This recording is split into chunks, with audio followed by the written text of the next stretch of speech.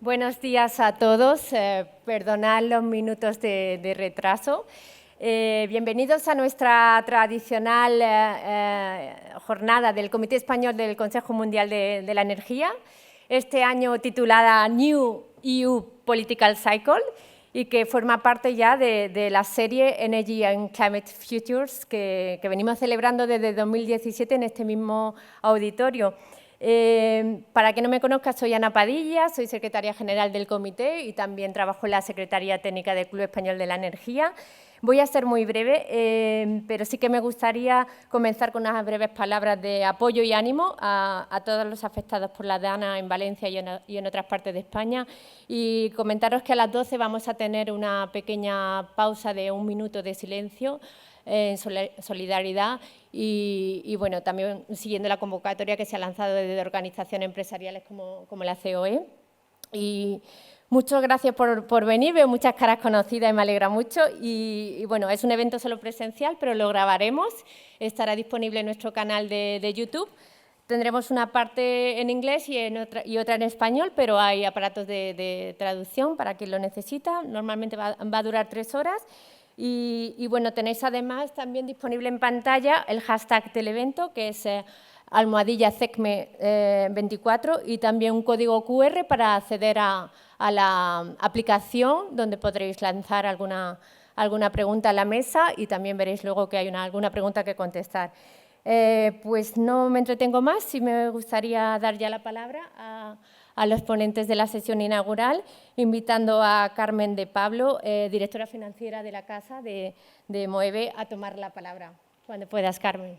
Muchas gracias.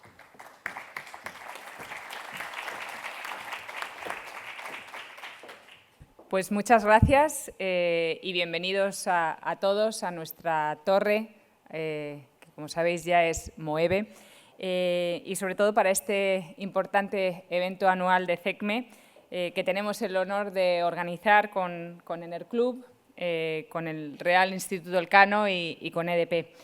Y gracias a todos por dedicarnos este tiempo de esta mañana y por vuestro compromiso en temas que son tan vitales, ¿no?, como el futuro, en definitiva, de nuestra economía, de nuestra sociedad y de nuestro planeta.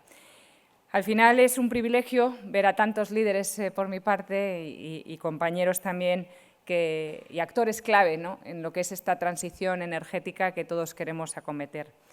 Expresar también, en primer lugar, también el agradecimiento que tenemos a todos los organizadores. Hay mucho trabajo por detrás para que esto funcione.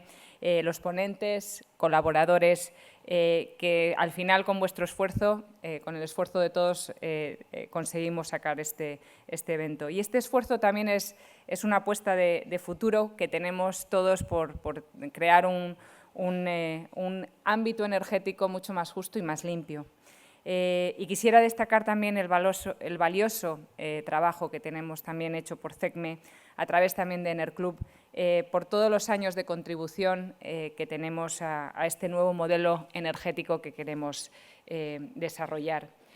Es un evento especialmente significativo para nosotros como compañía, porque, como sabéis, después de casi 95 años de historia, nos hemos convertido y hemos hecho un rebranding a Moeve, ¿no?, que es un paso importante y demuestra el compromiso que tenemos hacia la transición energética, con varios hitos que tenemos ya alcanzados, pero un paso más firme en nuestra estrategia de realmente tener una energía y una movilidad mucho más sostenible basada en moléculas verdes.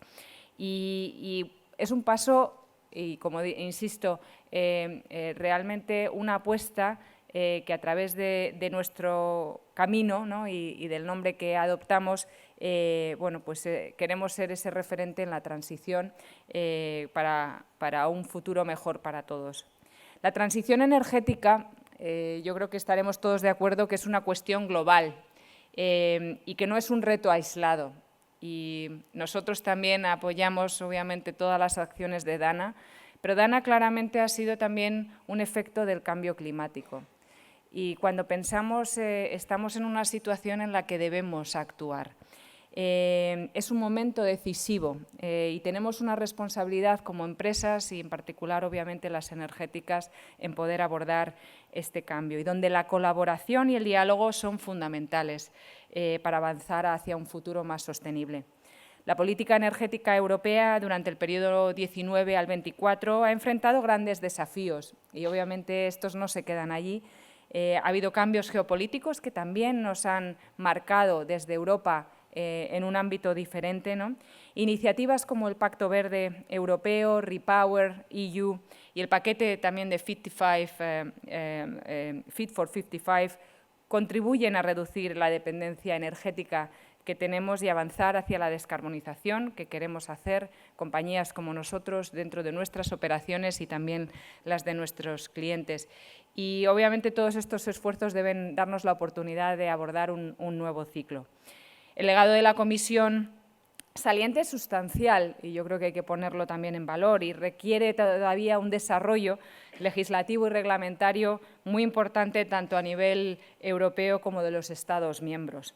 Tenemos un objetivo muy ambicioso en Europa, ¿no? De 0 emisiones al 2050. Con una posible reducción al 90% en el 2040. Y esto muestra la magnitud del desafío que tenemos al final como sociedad. Y en el panorama internacional, pues también, ¿no? Nuevas elecciones en Estados Unidos, tensiones en China, obviamente una necesidad también de esfuerzo adicional en los países en desarrollo que añade complejidad y yo creo que donde es fundamental seguir apostando por las alianzas estratégicas como necesidad para ese desarrollo. Yo creo que el gran reto que tenemos en la transición energética para que sea realmente justa es también enfocarnos en la competitividad industrial y garantizar el suministro también de una energía mucho más asequible y mucho más fiable también. Y al final también tenemos, yo creo que en Europa la capacidad y la oportunidad de representar también y de poder abordar esa independencia energética. Yo creo que todos hemos aprendido de las lecciones de COVID y tenemos una serie de desafíos que tenemos que afrontar, pero que también los podemos trasladar como oportunidades a lo que es esta transición, intentando implementar de forma más completa el paquete que tenemos legislativo de Fit for 55 y conciliar la competitividad con el Pacto Verde Europeo para hacer de Europa un primer continente climáticamente neutral en el 2050. Mejorar la competitividad de la industria, que es una parte fundamental también del tejido realmente empresarial que luego podemos atraer, ¿no? Y de los proyectos energéticos a gran escala, donde realmente podamos ser competitivos. Impulsar y atraer inversión también privada, pero también la pública, para potenciar realmente el desarrollo de la transición. Y yo creo que también muy importante, y estaremos todos de acuerdo, dar claridad regulatoria y fiscal a largo plazo. Estas inversiones requieren, obviamente, un tiempo de maduración, son proyectos de gran envergadura y necesitamos tener un marco sólido que nos permita también afrontar esas inversiones bueno, pues de una forma estable. También en un contexto en el que los incentivos para industrias que son nuevas son importantes en ese apoyo, aunque eventualmente tienen que ser competitivas cuando lo vemos desde un punto de vista de largo plazo. Yo creo que, como señalaba Draghi en su informe, la descarbonización, sin duda, al final estaremos de acuerdo que es una oportunidad histórica que tenemos para reindustrializar Europa y, en particular, España. Lo hablábamos también en el café, tenemos la oportunidad única dentro de Iberia de ser un referente en energía. Tenemos los recursos eólicos, solares, el espacio, la capacidad también de capital humano y realmente podemos atraer mucha industria a nuestros países. Yo creo que desde Moeve hacemos esa apuesta clara también dando un impulso a las moléculas verdes que tienen que ser complementarias a todo ese desarrollo que hemos conseguido también en la parte de electrones, ¿no? Y en ese mix de futuro se anticipa que entre un 17 y un 34% del mix energético en el 2050 puede venir de estas soluciones de moléculas verdes. Tenemos COP a la vuelta de la esquina y realmente tenemos que acelerar la financiación también de la acción climática y los mecanismos financieros más innovadores y el apoyo también de países y de sectores que sean más vulnerables para fomentar también la transición. Yo creo que todos compartimos la ambición de avanzar en el cambio climático de una forma justa y equilibrada. Y realmente es un momento de actuar ahora.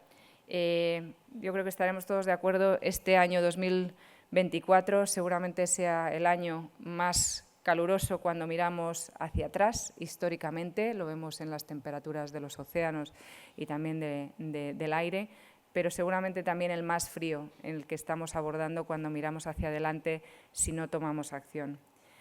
Y ya con esto termino, daros especialmente las gracias por estar aquí participando con todos nosotros. Deseo que sea una buena jornada, no me cabe duda que va a ser así con el panel de ponentes y los temas que vamos a tratar. Y bueno, pues realmente tenemos el desafío hacia adelante, pero también la gran oportunidad de abordar la transición energética. Muchas gracias a todos por vuestra atención. Gracias.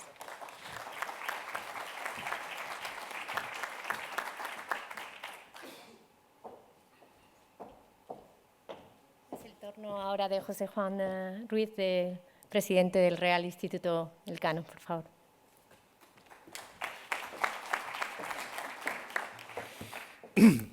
Muy buenos días a todos. Muchísimas gracias a Moeve, bonito nombre que espero que pronto incorporemos en nuestro vocabulario habitual corporativo.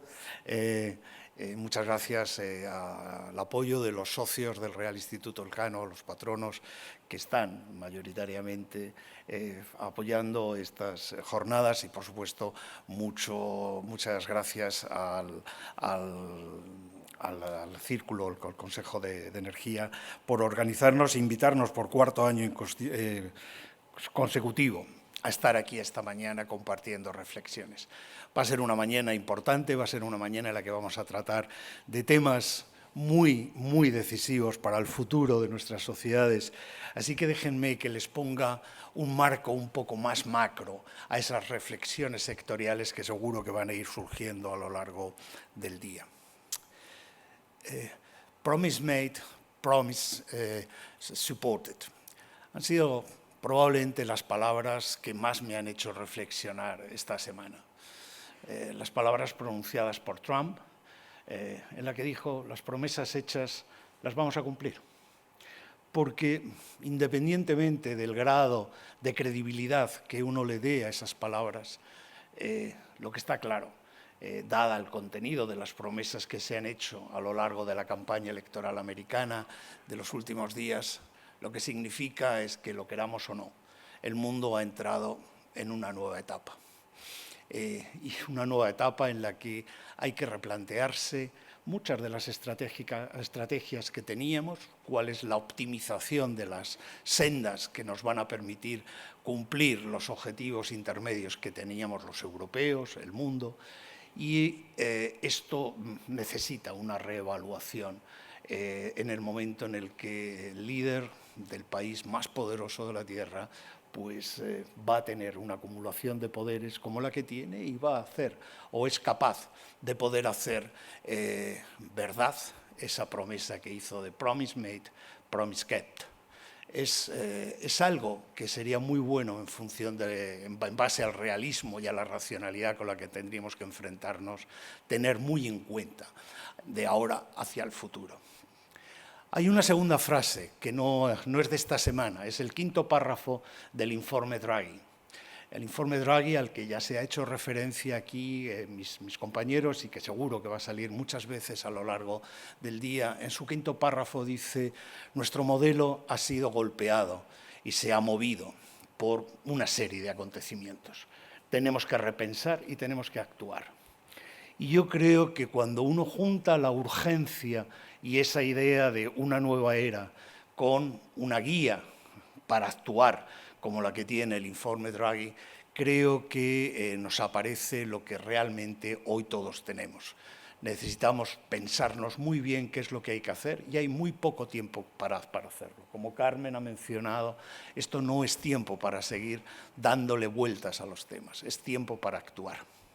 Y cuando es tiempo para actuar, lo mejor es empezar a pensar en las soluciones a nuestros problemas con una perspectiva más económica.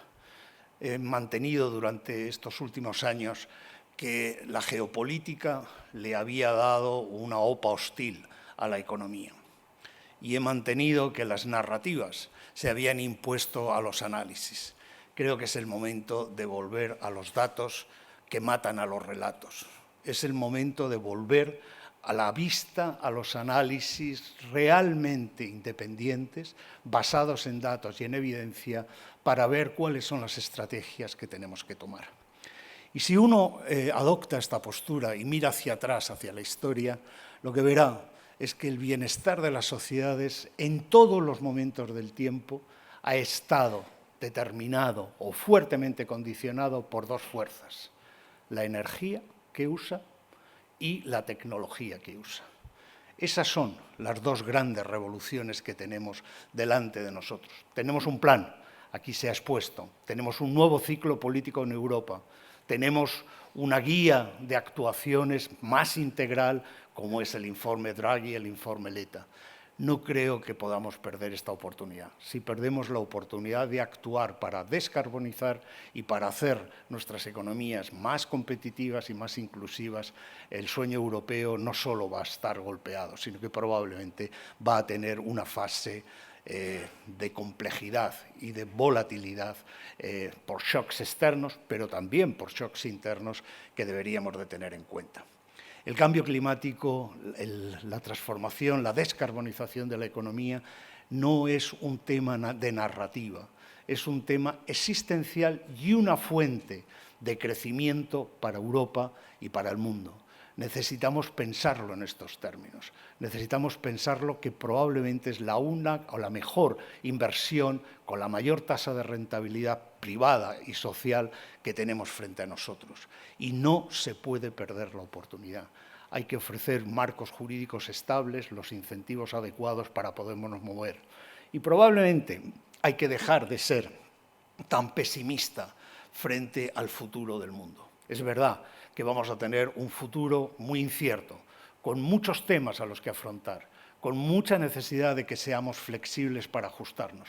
Pero también es verdad que como consecuencia de la impredecibilidad de algunas de las políticas que hoy anticipamos que se van a producir en Estados Unidos o en el marco del mercado del comercio global, es posible que encontremos tiempo prestado para poder acelerar la transición y hacerlo a costes menores y con menos sacrificio de output y de bienestar de nuestros ciudadanos de hoy. No hay que ser pesimista, lo que hay que ser es racional y hay que mirar a los datos y no solo escuchar a los relatos. Por eso Elcano está tan contento de estar aquí, porque creemos que esa es nuestra función estatutaria, nuestro mandato fundacional. Poder permitir a la sociedad española tener análisis independientes basados en datos de los grandes temas de la conversación global que realmente le van a afectar en su bienestar.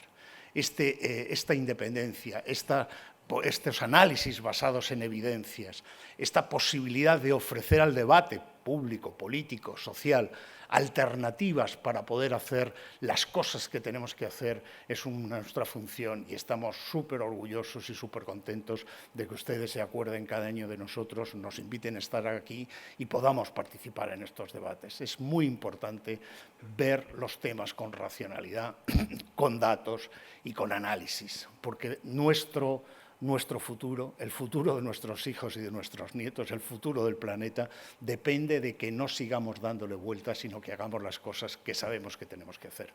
Muchas gracias a todos.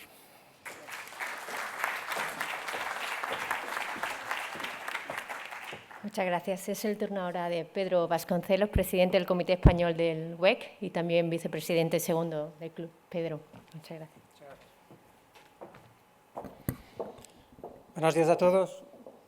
Gracias a Moeve y a Carmen por nos recibir en su casa. Gracias también, José Juan, por tus palabras y por Elcano estar involucrado con nosotros en esta iniciativa. Es algo, esta iniciativa, o este día anual, este foro anual ocurre en una semana donde estamos teniendo reverberaciones políticas globales por Trump. Se pasa una semana después de lo que se pasó en Valencia con Dana, y ahí dejo también ya mi mensaje de solidaridad con toda la gente. Curiosamente tenemos activos en la zona cero crítica, por eso tenemos nuestros mejores equipos en el terreno y de facto la fotografía no es de todo buena. Por eso una vez más, y Carmen hacía alusión a esto, los cambios climáticos traducen en desgracia, traducen en muerte. Y es algo que nosotros deberíamos tener muchísima atención a largo plazo. Pero os traigo al final, de forma corta, 3 mensajes. La primera es que la transición energética va a ocurrir, no tengamos dudas. Nosotros en los últimos 20 años, los diferentes gobiernos, diferentes compañías, hicieron esfuerzos para intentar madurar tecnologías, para intentar anticipar algo que ya era previsible. Pero hoy tenemos las tecnologías más competitivas del mundo. Y por eso solar es imbatible a lo largo del mundo. No es una cuestión de cuándo ni cómo, va a ocurrir y está ocurriendo. El eólico es absolutamente imbatible también. Y por eso la transición, nosotros tenemos un plano de fondo donde no tenemos dudas que esto va a pasar. Y después, pero se va a pasar de formas distintas a lo largo del mundo. Y por eso es interesante hablar de Europa en particular. Principalmente en un mundo que tenemos casi una trifecta en Estados Unidos, con la Casa Blanca, con el Senado, con el Congreso, donde alguien se ha ganado en una plataforma que afecta en particular en las renovables. Hoy de mañana salía un artículo en Financial Times diciendo que los hedge funds han hecho miércoles 1,2 billones de euros en trading contra renovables.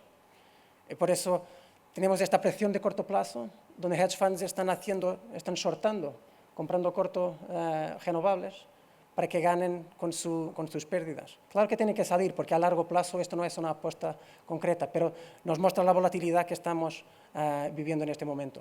Entonces Europa tiene que pensar muy bien lo que hace, y por eso un nuevo ciclo político es apropiado para considerarle.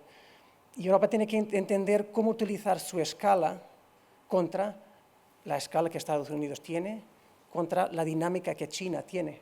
Si pensamos hoy, está cotizando en Henry Hub, por eso el precio de gas en Estados Unidos, un poco más de $2 MMBTU. El TTF, la referencia de gas en Europa, está a $13 MMBTU, que son más de 40 euros megavatio hora. Por eso, ¿cómo puede competir Europa con Estados Unidos cuando tenemos 6 veces más el coste de gas? Y el coste de gas en Estados Unidos no es más bajo porque Estados Unidos están capeando sus producciones, porque tiene espacio para producir más. Y por eso nosotros estamos dependientes de Rusia, como los últimos 2 años han dejado claro. Tenemos 6 veces más coste de gas comparativamente a Estados Unidos. ¿Qué solución ya tenemos? Tenemos que aprovechar los recursos endógenos que tenemos. Viento, sol, más interconexiones para tener más resiliencia, y por eso precisamos de un sector claramente revisado. Y precisamos de bajar esto a todas las agencias. Sentimos hoy que Europa quiere hacer cambios, los gobiernos quieren hacer cambios, pero después están parando en sus agencias de ejecución, sus procesos, sus temas ambientales, sus puntos de interconexión. Por eso Europa tiene que conseguir, y los países y las autonomías, tienen que conseguir cambiar y aprovechar una dinámica donde el punto de partida es un punto de partida de falta de competitividad. Demasiada regulación, no tenemos el suministro energético estructural y tenemos demasiados procesos para conseguir competir contra, una vez más, Estados Unidos y una vez más China. Y por eso Europa tiene un ciclo fundamental. El relatorio de Draghi apunta cómo lo podríamos hacer. Algunas cosas hacen sentido, otras ideas de que la energía tiene que subsidiar a la industria. No es una cuestión de energía subsidiar a la industria. Si simplemente desarrollamos la transición energética, esto se hace naturalmente. Y ahí hago mi tercer punto, que es en Iberia en particular, Portugal y España. dentro de Europa tiene, como Carmen también nos lo indicó, una ventana única de oportunidad. Hoy, nosotros tenemos los mejores recursos solares europeos, tenemos un recurso eólico fantástico, tenemos espacio, tenemos la moneda euro, tenemos la estabilidad dentro a escala global, política, para que se haga algo. Tenemos probablemente lo mejor ecosistema de transición energética. Las empresas españolas, porque lo hacen hace 15, 20 años de desarrollo de negocio, de desarrollo tecnológico, son los mejores EPCs, las empresas de construcción son curiosamente españolas, que están vingando en Australia, en Corea del Sur, en todo el lado allá de Iberia. Por eso tenemos el ecosistema de talento para hacerlo. La cuestión es cómo lo conseguimos hacer. Hoy, si miramos, ya tenemos los precios más interesantes dentro de Europa, compitiendo contra Francia, que tiene nuclear, compitiendo contra Noruega, que tiene hídrica. Y por eso la cuestión clave es cómo seguimos materializando este potencial. La industria sigue energía competitiva, la industria sigue estabilidad política y económica. Si Portugal y España tienen la capacidad, porque tienen un mercado integrado, de capturar esto, nosotros tenemos toda la capacidad de ser la nueva Alemania en los próximos 10-20 años. Y por eso esta ventana única, sabemos capturarla, es verdaderamente especial para el sector y para estos dos países. Pero esto puede ser un ciclo claramente virtuoso, donde conseguimos traer más consumo, donde traemos más industria, más electrificación, pero si no conseguimos hacer este cambio, entonces vamos a tener que parar el desarrollo de solar y de viento, porque los precios siguen colapsando. No nos sirve mucho tener llenos de sol y llenos de viento si no hay consumo. Si miramos a abril de este año, donde tuvimos muchísima agua y viento, tuvimos más del 50% de las horas del mes con precios negativos. Esto es una señal, dos señales si quieren. Por un lado, las renovables están aquí, están listas y tenemos el potencial para hacer mucho más, pero si no hay consumo, si no conseguimos traer los data centers, si no conseguimos traer el hidrógeno, si no conseguimos electrificar el calor, entonces no vamos a conseguir mantener este triángulo que tiene precio bueno para inversión y tiene precios buenos para consumo. Y en ese capítulo es fundamental un marco regulatorio estable, unas reformas sustanciales de los procesos de licenciamiento, reformas sustanciales de los procesos de interconexión de más energía y reformas sustanciales para que la inversión venga. Amazon ha querido invertir 10 billones de euros en Aragón, pero no lo saben cuándo. Red Eléctrica no les da un calendario. Y por eso tenemos que entender que estamos participando en una competencia global. Y si no entran en Portugal ni España, se van a Marruecos, se van a Turquía, se van a Asia. Y por eso no nos podemos nunca olvidar que no estamos solos en esto. Y no sirve tener fundamentalmente las ventajas competitivas, tenemos que saber capturarlas. Y por eso al final foros como el día de hoy, discusiones tan apropiadas en su timing por temas de Dana, por temas de Trump, y tenemos que seguir pasando este mensaje de discusión donde tenemos todos los fundamentales tecnológicos, los fundamentales, si quieren, geológicos y geográficos y económicos para hacerlo, y por eso, que, con un futuro optimista, como dice José Juan, ponerlo todo y cuadrar este círculo que sigue, que tiene ahora mismo su momento clave en cuanto a oportunidad. Por eso os deseo una gran jornada y que sigamos juntos en este proceso de transición. Gracias.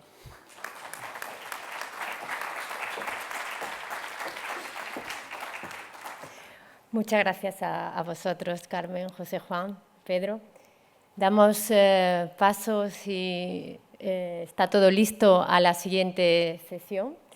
Y bueno, pues la sesión siguiente tiene formato entrevista. El foco de la temática es la financiación de la transición. Para esta sesión vamos a contar con la moderación de Yolanda Fernández. Bienvenida, Yolanda. Directora Stakeholders Management and Public Affairs NDP. Esta sesión va a ser híbrida porque nuestro ponente, Lord Adair Turner, Chair of the Energy Transition Commission, no nos ha podido acompañar Además será en inglés, así que voy a cambiar de idioma. Voy a presentar muy brevemente a Yolanda. She's currently Director of Stakeholders Management and Public Affairs, as I said before, in EDP. With over 30 years of experience in the energy sector, she began the career as an auditor of energy companies at Arthur Andersen, and after that she joined Hidroeléctrica de Cantábrica, actualmente EDP, where she has held a range of different positions, including strategy studies, also was Director of Corporate Relations, Chief of Staff of the Chairman's Office, and Director of Environment and Sustainability. If everything is ready, I think if our guest is connected, I leave you in the best hands of Yolanda conducting the session. Thank you. Muy bien, pues buenos días a todos. Como decía Ana, esta sesión tendrá lugar en inglés, así que voy a cambiar de idioma. First of all, many thanks to all the organizers, Energía, the Spanish Committee of the World Energy Council, and the Elcano Royal Institute, and also to Moeve for welcoming us into their home, and also for the sponsorship which EDP has joined this year. It's a real honor for me to moderate the interview with our distinguished guest, who unfortunately could not be with us in Madrid today, but was kind enough to join us via screen. Good morning, Lord Turner. Good morning. Can you hear me? We would like to thank you for accepting our invitation for participating in this event. And before I hand you over to speak, I would like to take a moment to introduce you to our audience. Adair Turner is a British businessman and academic who has held very significant positions in both the public and private sectors. Just to mention a few, he was the chairman of the UK's Financial Services Authority, where he played a leading role in the post-crisis redesign of global banking. He also served as the Director General of the Confederation of British Industry, chairman of the UK Low Pay Commission, and chairman of the Pensions Commission. In 2006, he became a cross-bench member of the House of Lords.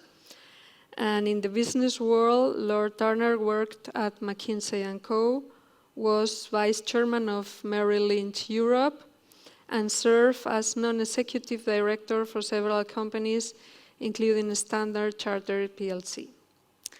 Although Turner's intellectual interests are broad, he has increasingly focused on climate change. In 2008, he was appointed as the first chair of the UK's Climate Change Committee, a position he held until 2012. He is currently chair of the Energy Transition Commission, a global coalition of leaders from a range of organizations, energy producers, energy-intensive industries, technology providers, finance players, and environmental NGOs, committed to achieving net zero emissions by mid-century. We have kindly requested Lord Turner to explain the work of this commission, and in particular the main outcomes of one of his latest reports entitled Financing the Transition, How to Make the Money Flow for a Net Zero Economy. Since the focus of this event is on the EU, we have asked him to focus especially on Europe, explaining how to finance the massive investments that the transformation of the European economy will entail, and what are, under his point of view, the key priorities for increasing capital investments in this decade. Lord Turner, thank you again for accepting our invitation, and please, when you're ready, the floor is yours. Well, thank you very much. I'm sorry I can't be with you there in person, but very glad to join this discussion online. The Energy Transition Commission is, as you've said, a global coalition of companies, really from across the world and all sectors. But one of our members, one of our most active members, is Iberdrola from there in Spain. And I think it was through them that they recommended that I should join you for this meeting, and I'm very, very glad to do so.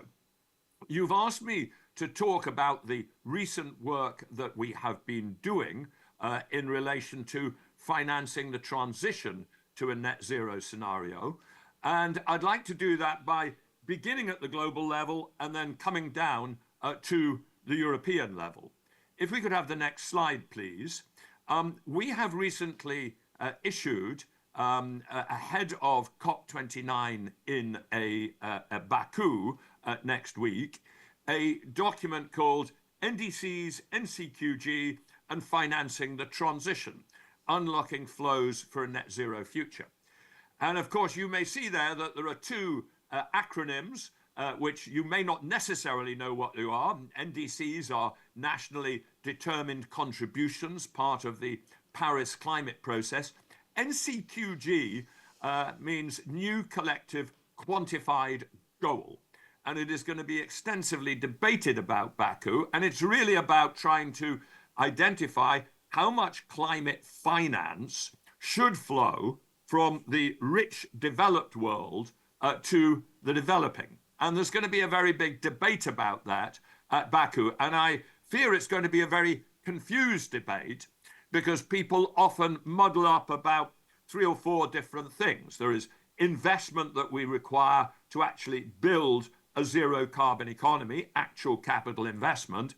There is helping developing countries with adapting to the climate change which has already occurred.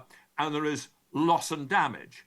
So this is going to be a confused debate at a COP29. And there are very, very big differences in belief about how much money should flow from developed to developing countries. There are countries like India and some African countries have talked about trillions needing to flow. On the other hand, Donald Trump has just said that he's going to cut out the 3 billion per annum, 3 billion, not 3 trillion, which the US had promised to the UN Clean Climate Fund. So we exist in a very complex and a fraught global debate about flows of finance from the developed to the developing. But the absolute core of thinking straight about that debate is to be clear on what the numbers are and where the big numbers are. And if we can move to the next chart, the really big numbers are not in relation to adaptation or helping people deal with loss and damage. They are the actual investments that we need to build a zero carbon economy across the world in future. Can we move to the next slide? I think you are moving them. This should go to the next slide. This one. How much investment is needed to build the zero carbon economy of the world, rising from about $1 trillion in 2020 to reach 3 or 4 trillion by the 2030s and 40s. And the one thing I want to stress on this chart, and it's true in every part of the world, including Europe, is that the vast majority of the required investment is in the power sector. And it is in 3 elements, the sort of a turquoisey cover, the dark blue color, and the light blue cover. It is in power generation. It is really crucially also in power networks, both transmission and distribution. And it is increasingly in power storage and flexibility. And I want to make this point because often there's a lot of debate about, oh, how are we going to invest in new ships which burn ammonia or methanol, or how are we going to build new steel plants? Those are important, but as you can see from this chart, the total investment in those is an order of magnitude smaller than the investment in the power system. 2/3 of what we need to do to get to a zero carbon economy is to invest in a much bigger electricity system, an electricity system which across the whole of Europe will be twice as big as today, providing a much bigger share of final energy demand in the form of electricity, and to make sure that that is fully decarbonized. Now, the good news is that the IEA believes that the vast majority, believes that the level of investment has already gone up from about $1 trillion to about 1.7 trillion this year. So it is tracking along that line. But if I go to the next chart, that vast majority of that expenditure, that investment so far, are you able to move to the next chart? Right. Good. The vast majority of that investment so far has been in high-income countries and China. Now, that is where the need in the short term is greatest, but it is also crucial for us to unleash big investments in upper middle income countries and lower middle income countries in India, in Indonesia, in Southeast Asia, in Latin America, if we are going to build a zero carbon economy at anything like fast enough. But let me now focus on the high income countries and in particular Europe. We are stepping up towards that level of investment, but it needs to accelerate faster. And how do you do that? In already rich developed countries, where should we expect this investment to come from?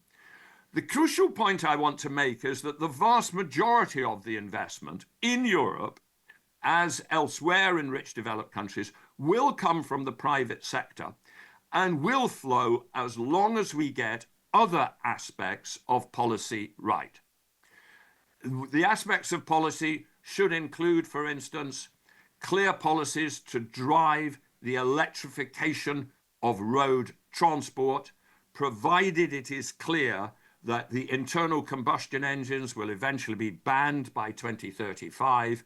The private sector will do the investment in the electric vehicle manufacturing plants and the battery manufacturing plants.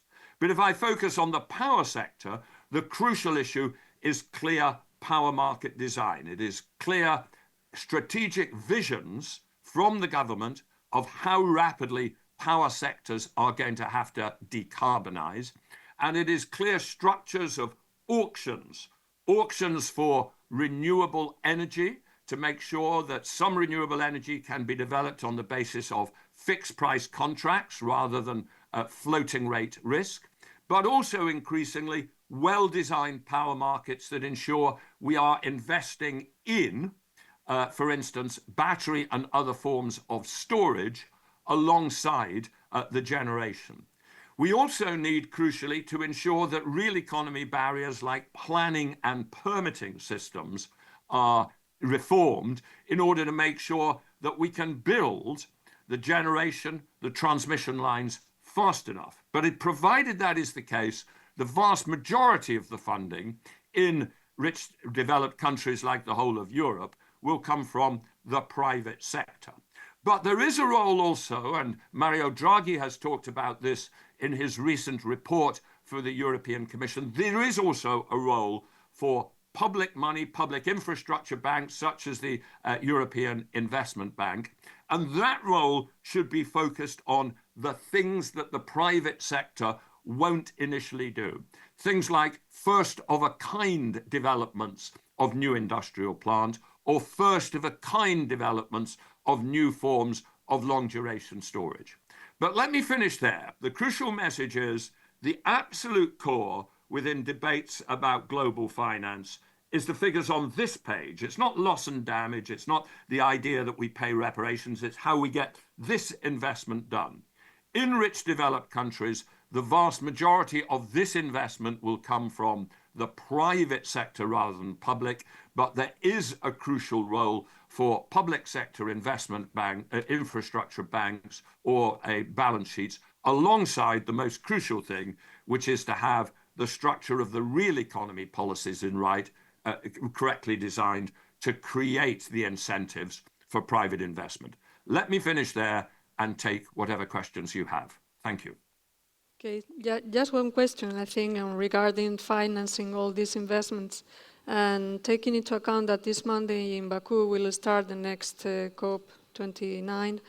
How do you think that COP's meetings help to mobilize finances? And what can we expect from the upcoming COP regarding climate finance? Well, I think what you can expect from the coming COP is a very confused debate, to be blunt. You go back to Copenhagen COP, which, if I remember right, it was COP 19, was it? Back in 2009. And in Copenhagen, the rich developed world made a promise that there would be $100 billion a year of climate finance flowing to poorer developing countries. But there was always huge confusion as to what that money was for and what that money was. Was it all about grants, or was it actually loans? Did it include the private sector? And we've had 15 years debate about what that 100 billion was and whether the rich developed countries really met it. The idea at COP is that there will be a decision, ideally, on this NCQG, new collected quantified goal. And as I said earlier, we start with just an enormous range of figures which people are suggesting. India and some African and other developing countries have talked about the need for several trillions a year of money to flow to the developing world. But as I said earlier, Donald Trump has said that he's going to cancel even the 3 billion, not trillion, but 3 billion, which the US has promised. So we're going to have a very confused debate. The crucial thing is to break it down and to separate what will deliver investment flows in mitigation capital investment to developing countries. And there, the crucial issue is not grants, it's not giveaways, it is what the multilateral development banks do alongside the private sector to unleash much larger capital investments in places like Indonesia, Brazil, the other countries of Southeast Asia. I hope, therefore, that at COP, amid all the debates about big figures and you should pay me, I should pay you, etc., that we will have an agreement to increase the capital resources available to the World Bank and the other development banks and to unleash that investment. I fear that what we will get is a communiqué which ends up with some sort of figure and some language in there, and then everybody goes back home from the negotiation and actually interprets the language in different ways. Our report, which we put in ahead of COP and which we will be arguing at for COP, is for clarity. If we're talking about helping loss and damage with grants, let's be clear what that is. It will not be a big figure because the rich developed countries just don't feel rich enough to ask their taxpayers to provide a large amount. But there'll be some for that, but you need to keep that completely separate from the huge flows, the flows that I've talked about in the 3.5 trillion figure and the ones you can see here that need to go to upper middle and lower middle income countries. That's where, from the ETC point of view, we hope that something valuable will come out of COP.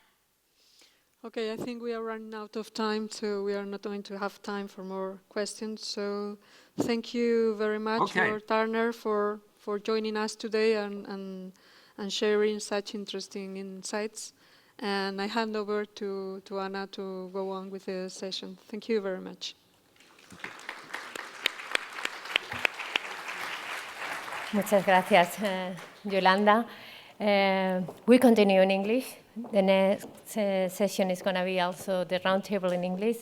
We have titled the roundtable Direction and Challenges of the European Union, how to achieve the current and the future's objective. I would like to kindly invite Diego Rodríguez, Luis van der Schaik, Miquel Lassa, Rafael Cayuela, and Fernando Borreda to come to the stage. I think they're at the moment with the microphone and things. While I will introduce briefly Diego Rodriguez, the moderator. He's professor of applied economy at the Complutense University of Madrid. He's member of the research group of productivity, innovation and competition.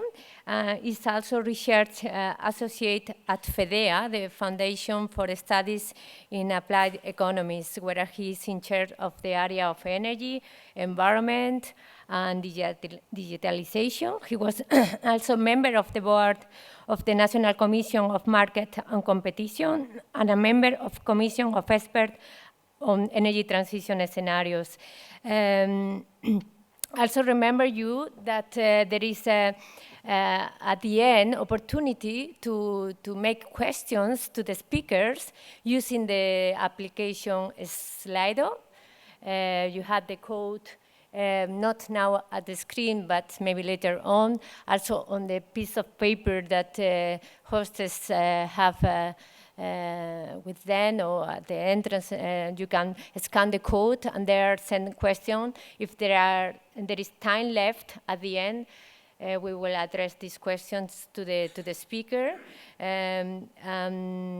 If you prefer to use papers, you have also this possibility. The hostess are around and just ask for the paper. And what else? Just taking some time for them. So, yes, we are a little bit late, but we hope to recuperate a little bit of time. And you will see in the Slido application also that there is another part for answering a question that Elena, the speaker in the session COP, will explain you later. But if you have time, take the opportunity to check the application and answer the question, because it can be of interest for everybody. And yeah, I can continue speaking. Yes. Here you have the screen with the code.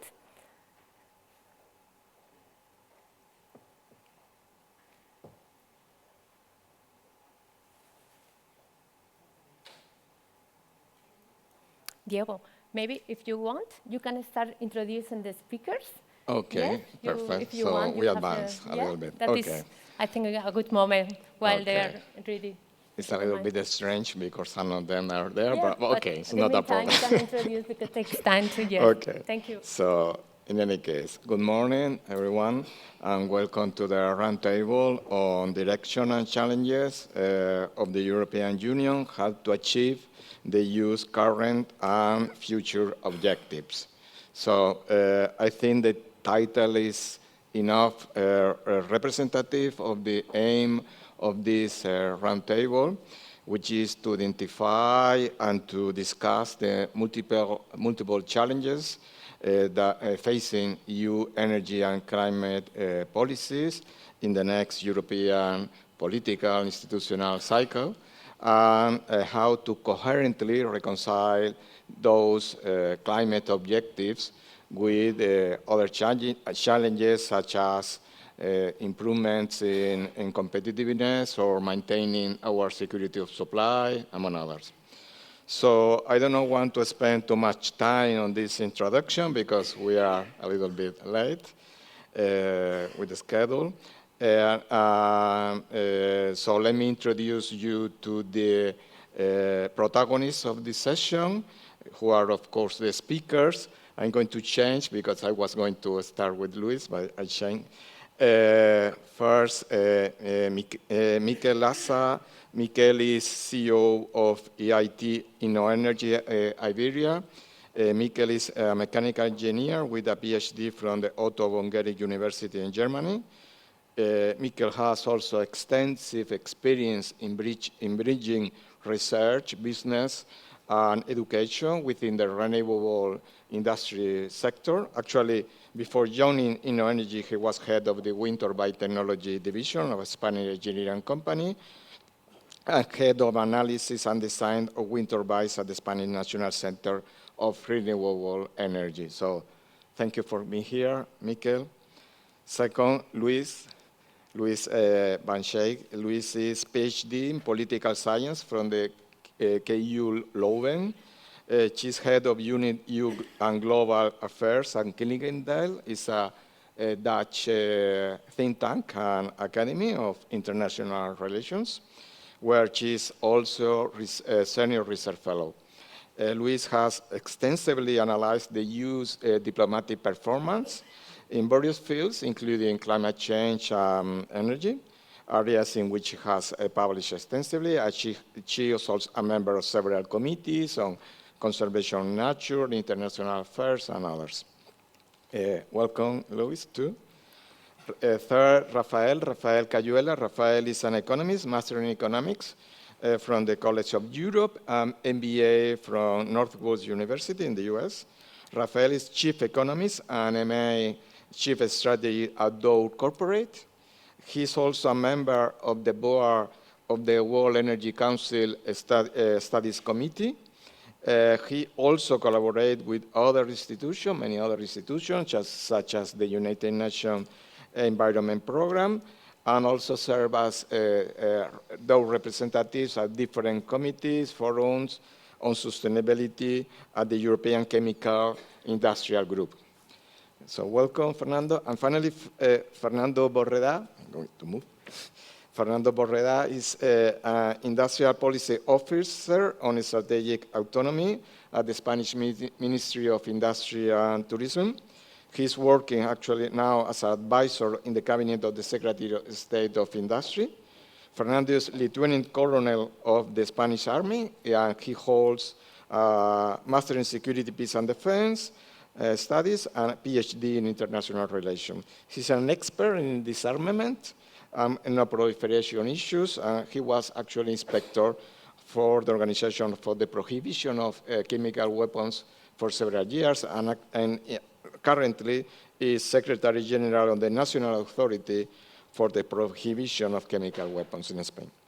So welcome again, all of you. So the dynamics of the session is simple. We will start with the first intervention of each speaker to present their vision or position on several topics, about, please, 5 minutes, about 5 minutes each of you.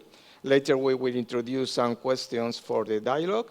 And finally, we will open the floor to the public, to you, for a few minutes. I remember that you have the QR, or you had the QR, and you can use Slido to communicate us your questions.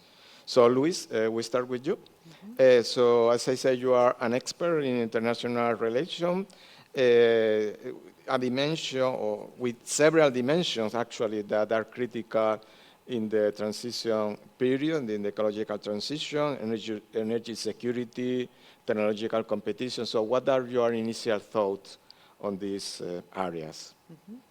Yes, thank you so much. And first of all, thank you for inviting me. So I work with the Netherlands Institute of International Relations, Klingendal, and we always closely cooperate with Elcano.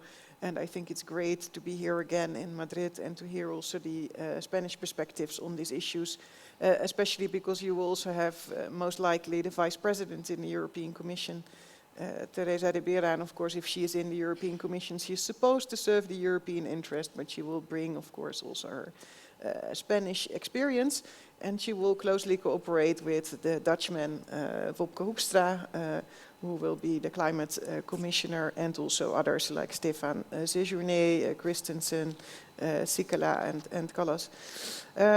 I was also a bit sad to go to this country after what happened in Valencia, and I wanted to show my compassion with the terrible events. We had something similar in 2021 in Germany, Belgium, and the south of the Netherlands. If such heavy rainfall happens in the center of the Netherlands, we have probably even a bigger problem. This is what we see, the unpredictability of the weather in relation to the warmer seas, and that's really catastrophic. I wanted to mention that in my view, I think the climate objectives in Europe have been really catalytic for promoting the energy transition, but as other speakers have already said, it's now also, once the ship has shifted course, it's also something that's continuing because of its own economic rationale. And for Europe, there is also the energy security dimension, because we don't have a lot of oil and gas. And as if Letta has also pointed out, in 2022, in the height of the energy crisis, we spent more than 4% of our gross national income on imported energy, and we really want to reduce this. And this also stretches beyond Russia. Of course, we want not to finance their aggressive war in Ukraine, but we also want to reduce other dependencies. And even now, with lower energy prices, we still spend, 2% of our gross national income on energy, imported energy. So we have a clear interest, and with the prices coming down, it's not going to be easy, but we already have, 50% of electricity in Europe from renewable sources, which is a real achievement. Well, nowadays in Brussels, we see the shift from green to clean, and we all juggle with what that exactly means. Well, it seems to mean nuclear is acceptable again. It also seems to be an answer to the green lash, as they call it, or the fatigue with the more normative green agenda. And let's say an answer to this narrative issue that surrounded the Green Deal.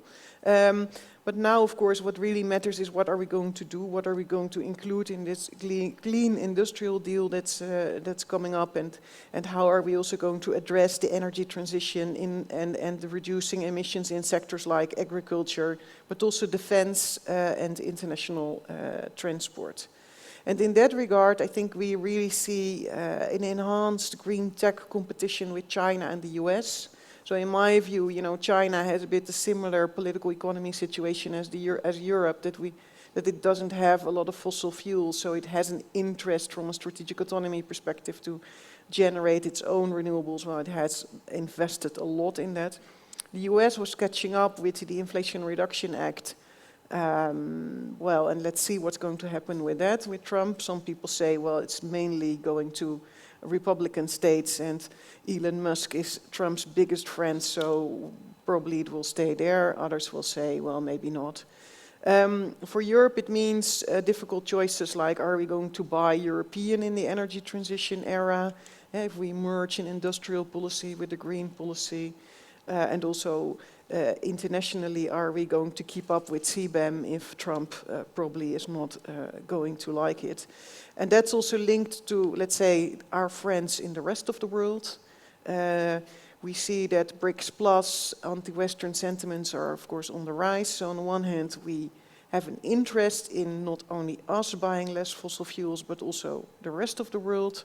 But on the other hand, we see that if we do just transition programs, that the rest says, oh, there you have the neo-colonial, neo-imperialistic EU. Are they going to tell us what we should do? And if coal is cheaper in our part of the world, we would like to keep coal. So I think that's a struggle, that Europe needs to deal with and needs its story right, that we are perhaps more honest about our interest in this transition. Then I thought it would be very important to mention also that we need these new suppliers of hydrogen.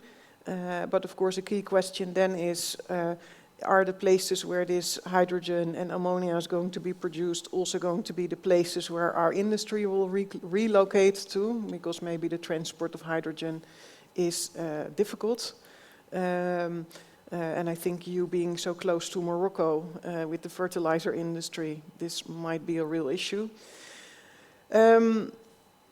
Then another thing that is really, I think, important for this topic of today is the increased LNG imports. So now, in addition to our dependency on the US for defense products, weapons, we have also increased our LNG imports. If I look at the port of Rotterdam, 10 times as much gas is imported through LNG from the US than that we get natural gas from the pipelines of Norway. Of course, not all of that is for the Dutch economy. A lot is also flowing to Germany and other places. But yeah, a question is that acceptable for us also with a new US administration? So in short, I think a lot of challenges for Brussels on the table. On Tuesday evening, we will see the hearing of Teresa Ribera. Just before that, the hearing of Stéphane Séjourné for industrial policy. And let's see what they bring to the table. And of course, we've seen already Christensen for energy and Hoekstra having more or less passed this week. Thank you. Thank you, Luis. Mika, as I said before, you are an expert on innovation, so you are in a very good position to enlighten us on the EU challenges in this area and the connection with the EU policies too. So, what can you tell us? Yeah, thank you, Diego, and well, thank you for inviting me. I think I would like to, I think I shared with you, I would like to bring to this panel discussion a little bit a bottom-up perspective. I think my very distinguished colleagues here, from what I understand, they have a more top-down view on the issues. And well, as you said in the introduction, I work for an organization, a company called Energy that was born as a public-private partnership between industry, research, universities, and the European Commission through the European agency called the European Institute for Innovation and Technology. And we got the mandate to foster new companies, support entrepreneurs that bring innovation to the market, that create new companies, that create new jobs. Because back in 2010, the idea was, okay, Europe is lagging behind other economies like the US, China, Japan, and so on in doing that. And in the last 14 years, we've been, precisely doing that. We have been supporting a lot of startups, entrepreneurs in the field of energy transition. Most of them, I would say, most of the businesses are very related and in many cases are enabled and only possible because of regulation. So regulation is super important for us. And we leave, the decisions that are made in Europe, we follow them very closely because they affect our business models, they affect, the way we operate, they affect the way we get funds because we are talking about companies that start from scratch and need a lot of financing to grow. So all this is very important for us. Lately, we have also, not just supported innovators that come to us with ideas. We have ourselves identified opportunities, specifically in some strategic value chains, industrial value chains, where we got the mandate from the European Commission to lead industry, to build new, non-existing industrial value chains, like it's the case, for example, of batteries or green hydrogen, and even other industries like PV, solar photovoltaic industry. The deployment of the solar panels and so on, which is, of course, very extended and it's working very well in Europe. But also there is, as you know, a very important concern in the Commission and in some member states by the fact that we are fully dependent on China on these very strategic supplies, and of course we need to do something about it. There are a lot of regulations that have come up and that are supporting all this. Regulations, policies, the Net Zero Industrial Act, the Repower EU, everything that is being done, I think is very relevant. I think one of the challenges that we face with our companies is, the speed of deployment of those, of those policies, and that, those policies and those support mechanisms, and then those, I would say, aids to the business model are implemented and deployed, as soon as possible. And I think some of the previous speakers were talking about speed of implementation. I think this is today really, really very important. I would like to give you some examples of things that we are doing from Energy, specifically talking about these three strategic value chains. If we talk about batteries, for example, as I said before, we were given the mandate by the European Commission to lead and to manage the European Battery Alliance, which is gathering a lot of industries, investors, research organizations, a lot of stakeholders. I think, industry in general has done a very good job. Of course, there are huge challenges ahead, and then the industry has to be, as you know, especially automotive manufacturers, battery producers are suffering big time. and they need support in the coming years to be able to be competitive. We ourselves have invested along the full value chain. We have invested in 5 European gigafactories producing different types of battery cells, different technologies, solid state, you name it. We have been investing also upstream in raw materials, extraction and refining projects in Europe. We have been investing in recycling, and we have been and still are investing in also applications of those on those batteries.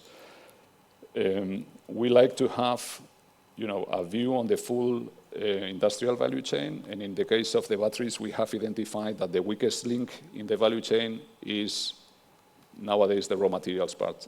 That is why we are launching also a battery raw material fund, 500 million battery raw material fund. We are in the fundraising moment period now. We hope to have it ready by the end of the first quarter of next year.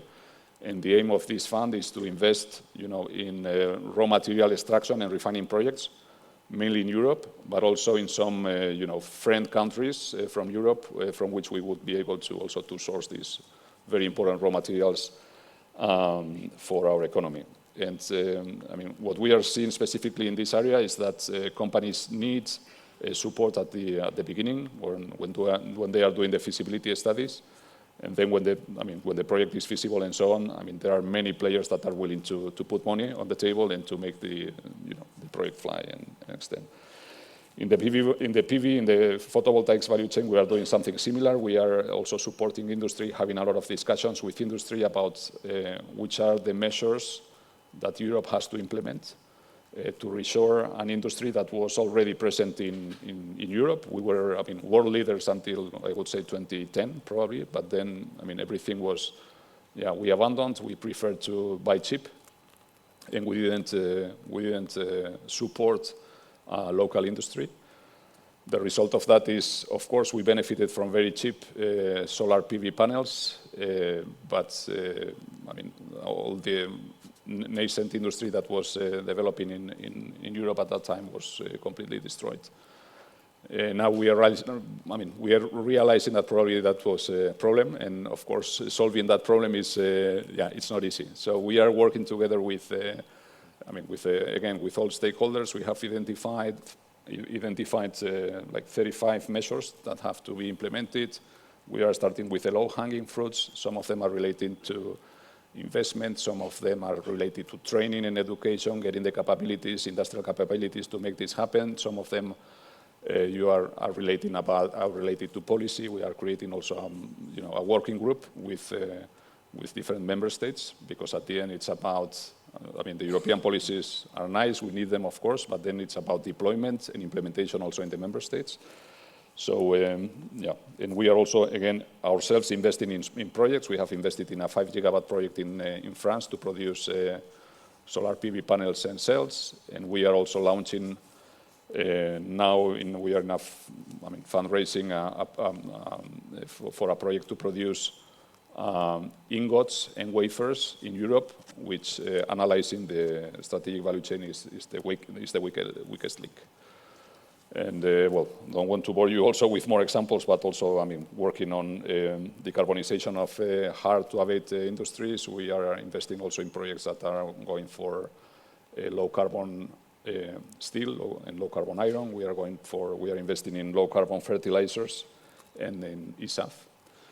And just to finalize, the message is all these companies that are industrial, all these examples that I have mentioned, most of them need, investments in the order of magnitude of billions. We are not talking about some millions. We are talking about billions. And these are new companies that are trying to, enter the market, to establish themselves, to challenge the status quo. And of course, are facing a lot of challenges and barriers. But I think this is the kind of companies that Mario Draghi was addressing in his report that we need in Europe, because this is not happening in Europe, and it is happening in other regions. So it is possible, but we have to probably do something about it so that it becomes real. Thank you, Michael. Thank you very much for providing us with these examples, because I guess that they are very illustrative of the amount of things that we have to touch to develop. You are talking about raw materials, solar panels, many things. Some of them I assume that we will talk about those later. I go with you, Rafael. Rafael, as I said before, you are also an expert in technological perspectives in the context of the energy transition. So could you tell us something about the opportunities or the disruptive opportunities and the requirements for moving towards the net zero scenario? Thank you. Good morning, and thank you very much for the invitation, and thank you as well for a very timely panel, I would say, in the middle of where we are, correct? After the Draghi report, stating the obvious, but maybe not what we had been addressing in the last years, correct? Of course, the developments on China, the latest developments in the US, and more importantly here in Spain, correct, after the Dana. So thank you very much for the invitation, and my warm thoughts, obviously, for the people that lost their lives in the Dana events in Valencia, and obviously a reflection for us and an obligation for us as practitioners of the energy decarbonization, that we need to accelerate our efforts, because this is not about climate mitigation, as we know, it's adaptation and prevention. So I think I put that as a beginning for us. I would say, I would like to start with two disclaimers, my comments here. My first disclaimer is that you will see some of my comments will come as a director at the World Energy Council, but my second disclaimer is that some of my comments would actually come as actually someone that is spending his life between the macro space on transformation, but also on the micro space as a company official, a representative of Dow Chemical, where indeed we are doing billions of investments already in net zero technologies, unfortunately not in Europe. With that, I would like to start actually where Jose Juan from Real Instituto Elcano was doing, because I think it's very important to take 1 second to reflect at this time where we are, on what has happening and where we are, first of all, as a society, and where we are in Europe. So my comments will start from the big picture, coming down to the company and to Europe. So in the big picture, I think it's very important to recognize where we are.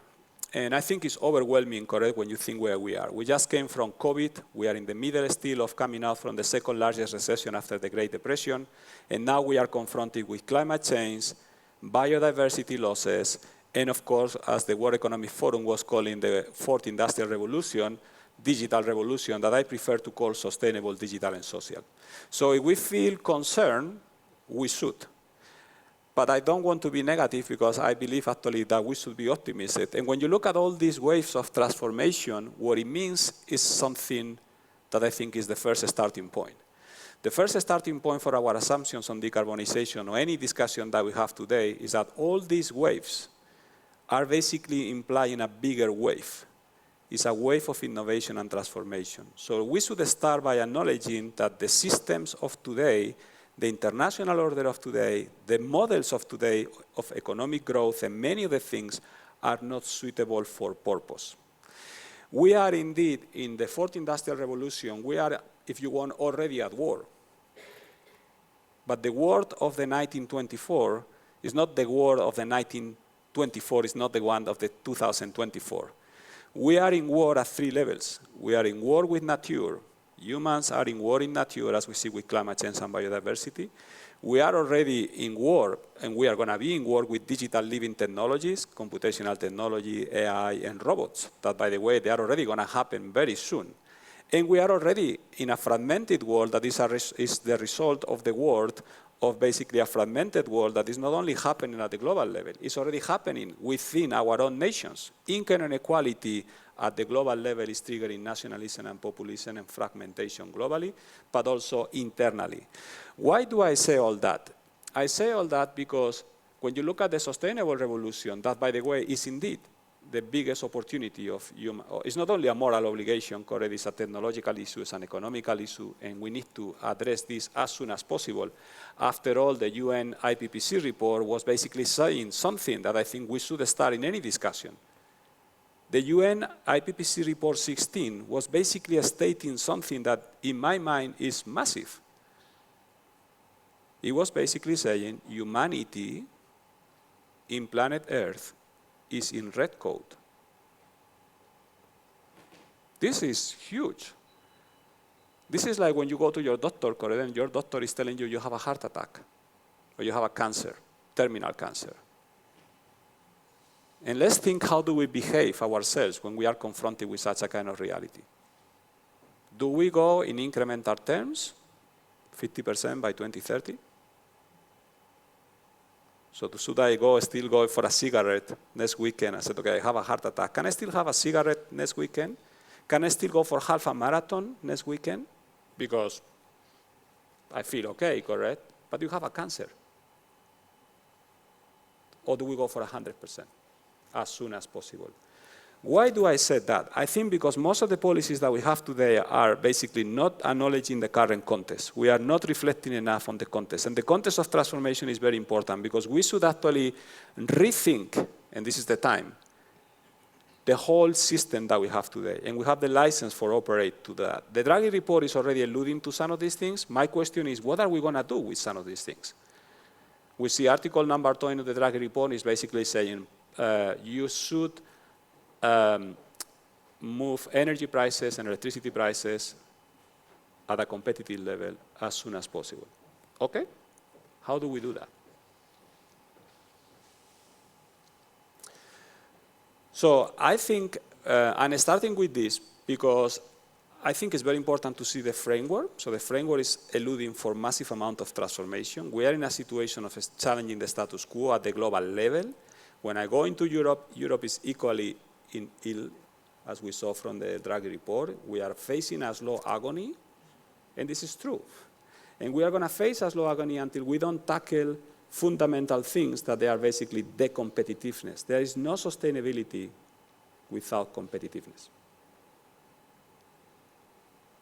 And despite of the fact that this is the most important thing that we have to do, there is no sustainability without competitiveness. Let me go now to my second hat, if you want the micro. So is decarbonization possible? Yes. Why is not happening in Europe? I'm representing a company that is currently investing $6 billion in the first net zero cracker in the world in Alberta, Canada. I was the first one leading in Europe to say that the chemical industry has to decarbonize already in Europe. We were looking how to decarbonize all of our assets in Europe already. We have technology plans for all of them. However, the question that we might want to have is that why, if Europe is leading in policies, is not leading in progress? Why are we failing on progress? And I think we all know there is a very well-intended, and the Green Deal is for sure the most comprehensive regulatory framework ever created. And well-intended, for sure, but I think in the next commission what we need to do is to make it workable and to address the progress. We really need to move that into action. And I think this is why this timing is very important, and those are my initial interventions to set the ground from what I will be telling later on how to address that. But I think it's very timely. How do we move policies to progress? And how do we challenge the transformational framework? Because the framework of today is not the framework that is going to be helping us to get out the way out into the future. Thank you. Thank you, Rafael. Thank you. Fernando, what are your experience strategies or the strategic priorities that the EU is facing in terms of the politics and the climate and energy policies? Well, thank you very much. Indeed, I'd like to be the last one because I can hear all of you giving your positions, what I really consider very interesting. And please allow me to build upon your last example, that I like it a lot. Like you go to the doctor, and then the doctor tells you, you have a cancer, so you have to treat yourself. And then the doctor starts, prescribing pills. This is the pill that will go to your symptom. This is the second pill that will take you the headache. This is another pill that removes the symptoms, but it does not go on underlying reasons and really where it comes from your sickness and treat you the roots. And this is what we have been doing until now in the European Union. We have set a very high standards on decarbonization without considering, and we'll start now with the fresh of the Draghi report, without considering that Sometimes first, we have to do as our competitor, that first they don't renounce to the climate objectives. What they do is this: first, let's arrange the basis and the autonomy, and then we will reach the climate goals. And I was, thinking in another start, but you gave me a very good example. And the start that I was liking to begin with is a phrase that is a very powerful phrase indeed, that is from the report, from the Agris report, that it says, security is a precondition for sustainable growth. And this principle is very central to what we are discussing now about the EU challenges on climate and energy, because as we face this new EU political cycle, it is clear that climate and energy will stay in the agenda. However, competitiveness has been elevated as a critical factor, and this is shown specifically in the latest, in 18th April, Council decisions, and also in the informal European Council that is taking place now with the head of state in Budapest, where they are trying to agree to a new European competitiveness deal that will reflect all the conclusions of Draghi, some of the conclusions of Draghi and Letta's report.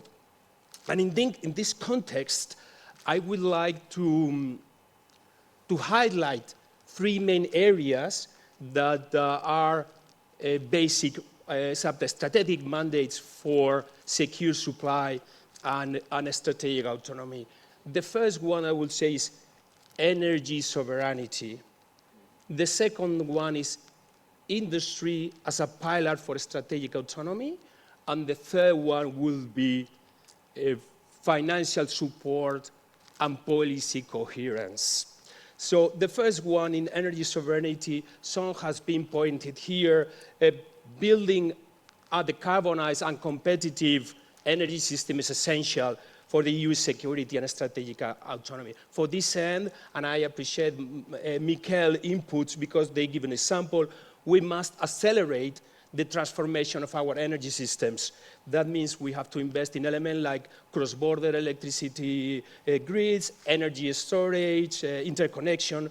So because achieving a true energy union will ensure the resilience and the security of supply, but also to reach the climate objectives without using the shortcuts of low-cost Chinese technologies and avoiding swapping one dependence for another, what is very important.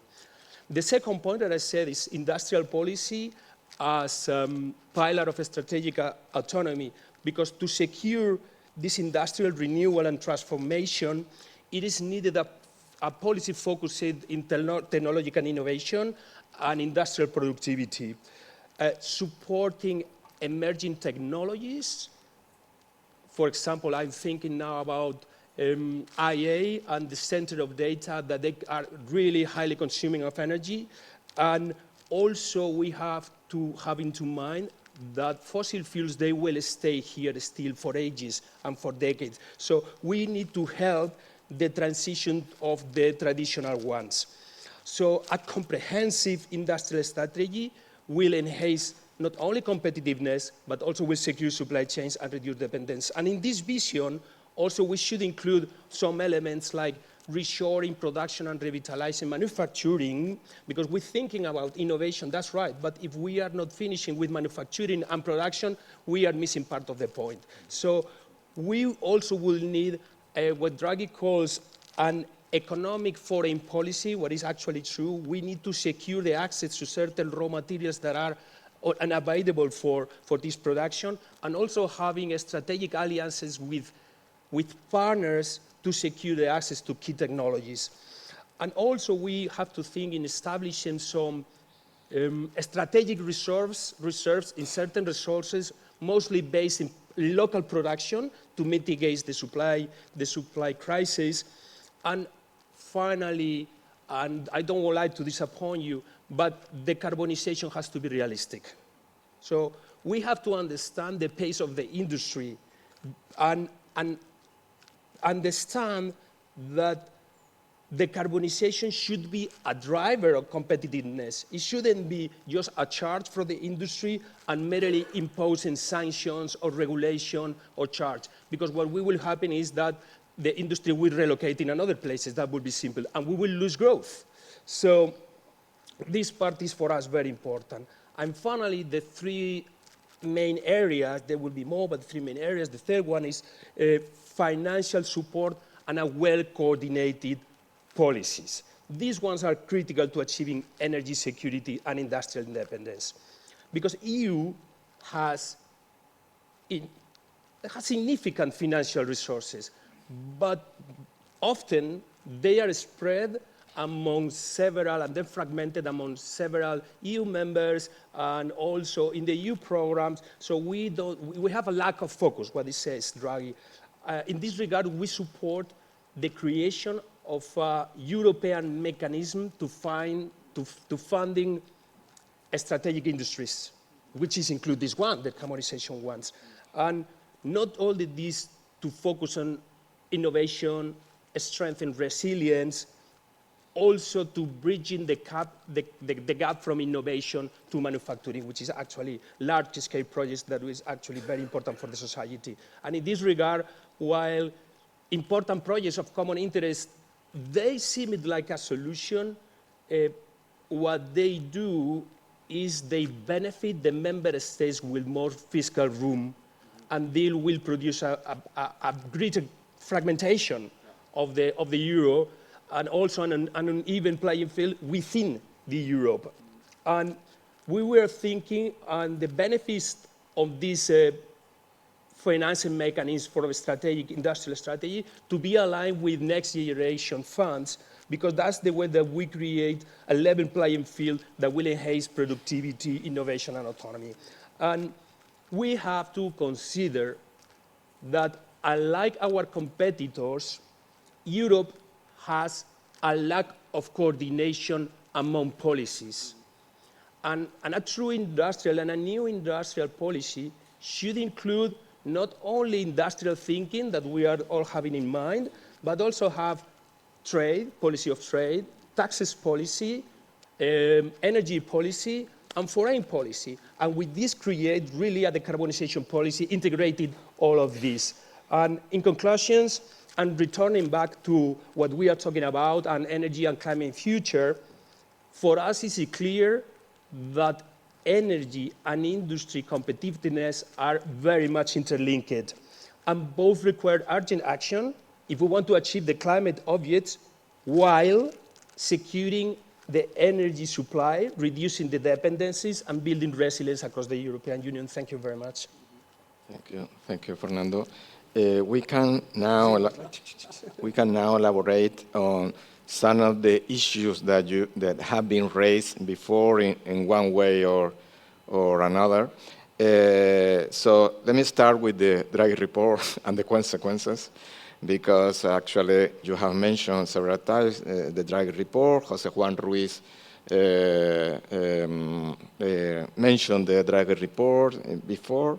So it's clear that the report on the future of the European competitiveness has support a new industrial strategy for Europe.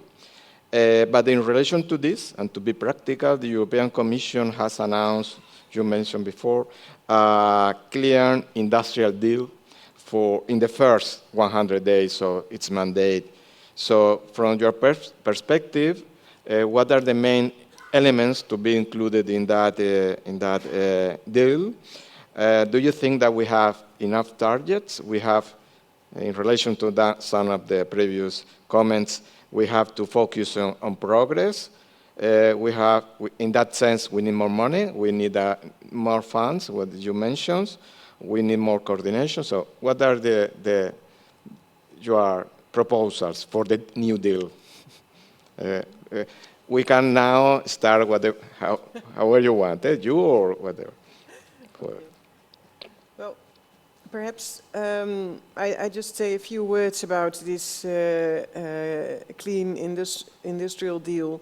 So I'm from the Netherlands, and in the Netherlands we have in any case a very difficult relationship with this idea of industrial policy. So we accept it nowadays, but we have also a history. For instance, in the 1980s we tried to rescue our shipbuilding industry, but globally it proved not to be possible. So we wasted a lot of money on that, and I think also that we have to be realistic about what governments can do.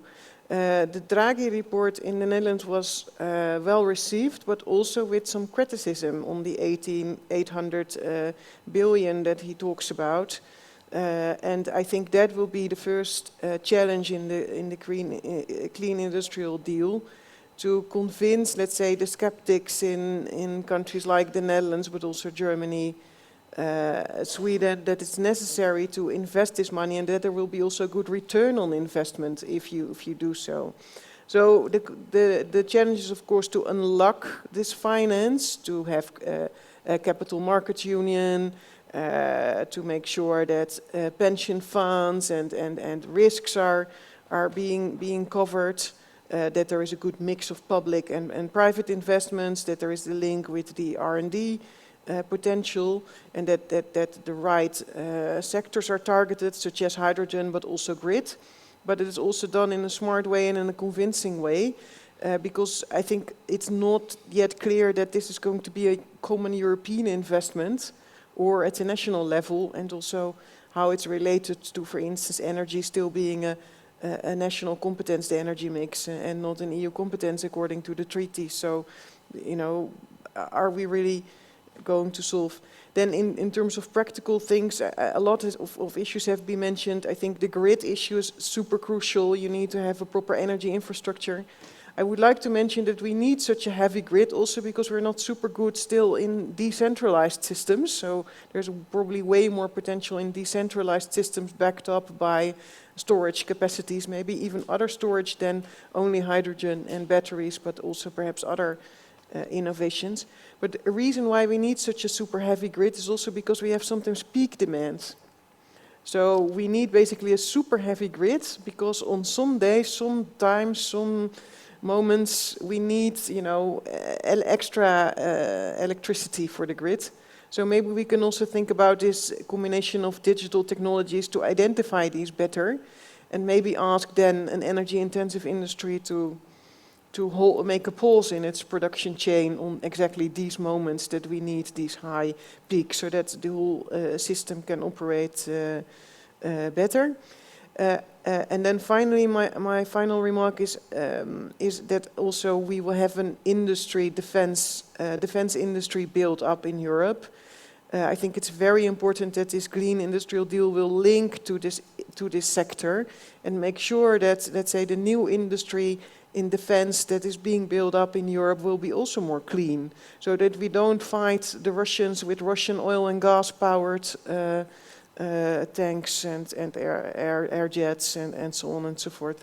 Also there is a lot of vulnerabilities in supplying all the diesel to the fields, and the logistics of it. It costs a lot of money.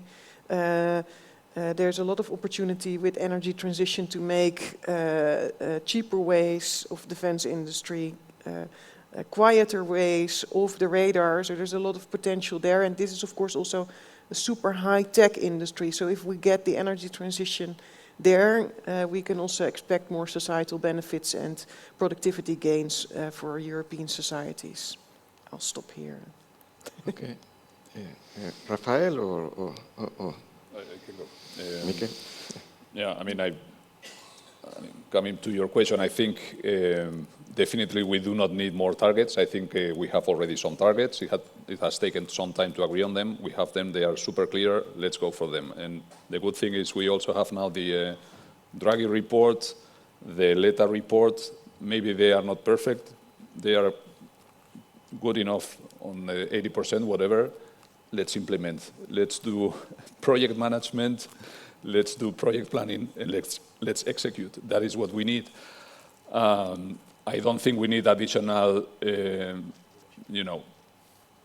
public money. There are already a lot of instruments. There's a lot of money available. I think what we need is clear signals also to private investors, that the regulation is being deployed, that there are also public resources that can be used in a smart way to de-risk their investment. Let's go that way, but I don't think we need to, keep doing many more things. And what I'm hearing from industry, I mean, from those innovators, from these new companies, is that for them, I mean, all these policies and so on are nice. They are betting on them, on their deployment, but it's taking a very long time. I mean, I think you were mentioning that. I think you were talking about IRA. I think most people in Europe or many industries love IRA because it's simple.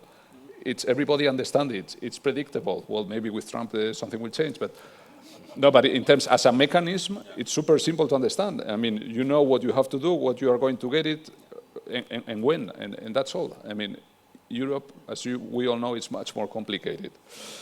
So I think we should also work on aligning our policies and our instruments. I have an example from a few weeks ago. On one side, on the Net Zero Industrial Act, we are saying, okay, we want to reshore PV industry to Europe. We want to support, new companies investing and doing these kind of things in the PV industry value chain. Then I think it was the Innovation Fund comes, which is a very nice instrument that is supporting new companies, and it is has given a grant, substantial grant, to a Chinese company that is establishing in Europe. Sorry, I don't understand. Yeah. And I think it's not the only example of this kind of incoherences with policies. I think the Letta report is talking about a single market. I think we really have to take that seriously because it's a huge issue for companies to grow in Europe. I mean, companies starting doing business in Spain, going to France is completely different. So I think we need to do something about that. We need to do something about, the support schemes. There are some support schemes that are interesting, that are supporting the end customer to, for example, acquire electric vehicles. There is a very, very good example in Germany that there was a very nice, program that was implemented. It was fostering the acquisition of electric vehicles, but suddenly it stopped and the whole industry collapsed. So we have to have some long-term planning, and of course we cannot be subsidizing, industry forever. We have to also think on how this kind of support will be degrading, but we have to provide long-term visibility to industry and to consumers. And then, of course, I think, I mentioned it before, I think there are also probably new instruments that can be implemented to make this happen. And I would say I'm going to talk about something I don't know much about, which is, policy, macroeconomics, and so on. But my impression is that the times of free trade at global level are gone. I mean, I think no bloc is respecting free trade anymore. So, okay, let's not be Europeans. We like to play by the book, but I think it's a time also to react and to be smart. And to make sure that our industry is competing with other industries with the same rules of the game. And we know that not everyone is playing with the same rules of the game. Okay.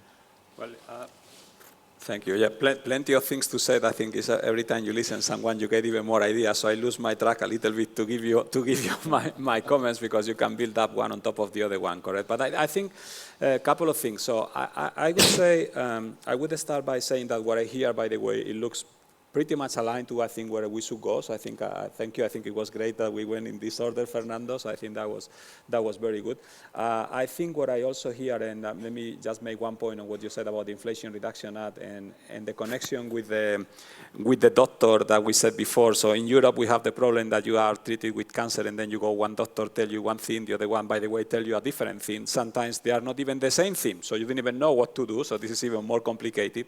When you go to the Inflation Reduction Act, you go to one window, and that doctor tell you, yes, you have a cancer. What do you do? Well, I'm going to give you, there is a treatment that it will cost you X. By the way, maybe even experimental treatment. Dow Chemical is investing in X energy. We are doing the first small modular reactor for a chemical complex for high energy intensive industries in the world. And we have our CEO like crazy, of course, because we don't even have the CapEx, but trying to do these projects simply because they give you half of the capital for trying a new technology. So it's going to your doctor and just one window, one time, a tax reduction, a tax credit that is actually 50% of 1 billion investment for trying small modular reactors for high energy intensive industries. So when I look at into energy sovereignty, or to what you want to say, I guess is energy freedom. So if I want to use nuclear, I will use nuclear. I will try a new thing. If I look at the 3 pillars, if I want to use not only nuclear, but I want to get support, I get a straightforward support. How do I do it? Through a tax credit that I can put in my income already. My income statement is straightforward, so it's very clean, very simple, very forward. So I think what I've been hearing, it goes, I guess, into that direction. So this is all very good. But at the end, there is also, I think what I perceive is that they understood that Europe is not fit for purpose for this transition. And this is why we need to go deeper into getting bigger market in energy, financial, capital standards. So we need to de-risk, of course, and create the same level of standard. And I think this is all very welcome. So having said that I think is all moving into the right direction from this perspective, your question was, what do we need in the next Clean Industrial Act? And I think what we need, and I think is already mentioned before, is that Europe has been missing industrial policy. And when we look at for historical reasons, but this is a race. I was telling before, the fourth industrial revolution is a race. It's a race already that is countries like China or United States, they want to win. And if Europe wants to win, it has to compete. So when I look at this plan has to be done to compete. So it's not enough to be in compliance, you need to win. And to win in this plan, what it means is basically you need to keep in mind that, again, it's a race. So it's not enough to be good, you have to be the best. And to be the best, it implies that you need to go even deeper and further of addressing these issues. So for that, I think if you ask me for what do we need to do, the first fundamental thing is unconstrained to look at policies and to say, what is the policy that in the next 100 days reduce the energy cost? For instance, we mentioned gas. Gas prices today are 6 times higher than the United States. It's a fact. Alluding to the point from Jose Juan, let's look at facts. 6 times higher, and it's still 4 times higher before pre-crisis. So goal number 1, how are we going to put gas prices unconstrained? Gas prices at low as soon as possible down. How do we put electricity price as soon as possible down? Unconstrained. From that, because we need this as a precursor for industry and investments, of course there are other things like regulations, so the clarity on regulation, very important.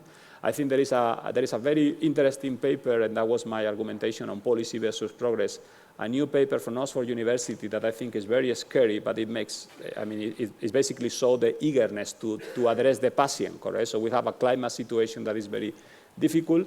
This paper from Oxford University has been calculating in the G40, in the largest 40 economies in the world, that basically in the last 20 years, we have been enacted 1,600 climate and energy policies globally.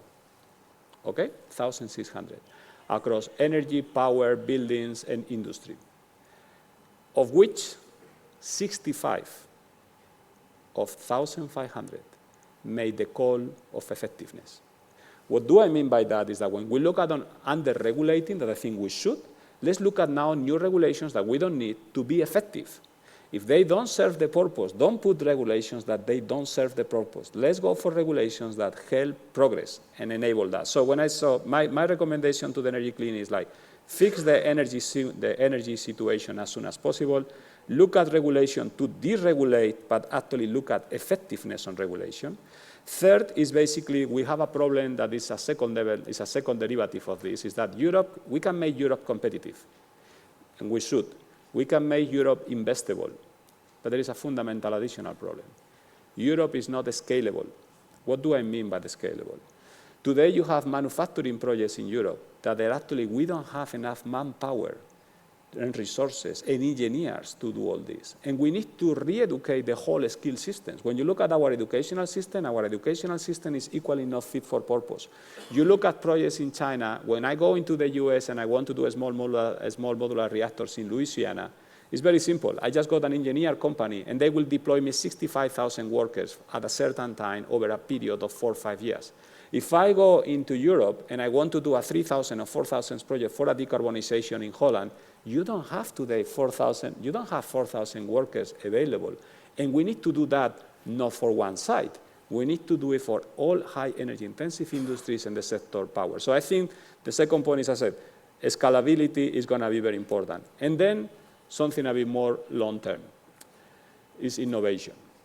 As said before, this is not only about climate and energy, so sustainability. We are in the middle of a digital revolution. What it means in a digital revolution is, if we look at back 20 years ago, we know that our phones, the way we communicate, the way we live, they are very different. Today, and it's very difficult for policymakers, and that's why, and for everybody, we need to work together across the whole sector, from policymakers to companies to NGOs. Sectors are going to be radically different. So my question often to regulators is, and it's very difficult, are you regulating the past or the future? Because that industry might be literally different. So those are my 4 recommendations on that. Thank you, Rafael. Actually, Fernando, you talked before priorities, so I guess in some way you answered the question, but yes. To move in the debate on the dialogue, do you have in connection also to prices, do you have recommendation for stimulating the EU's energy intensive industry in relation also to prices that have been rise several times, the difference in cost energy between the US and Europe?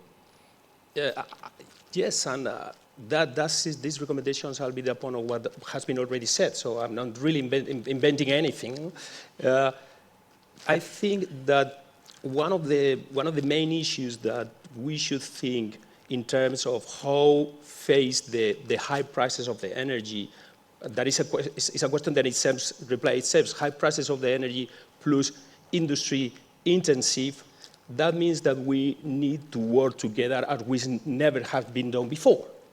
Because especially in this climate environment, we are all thinking in climate objectives, we are all thinking in industries dirty, and we have given back to the industry. We were thinking all the time in our climate objectives and decarbonization objectives without taking into consideration that we have to change the industry.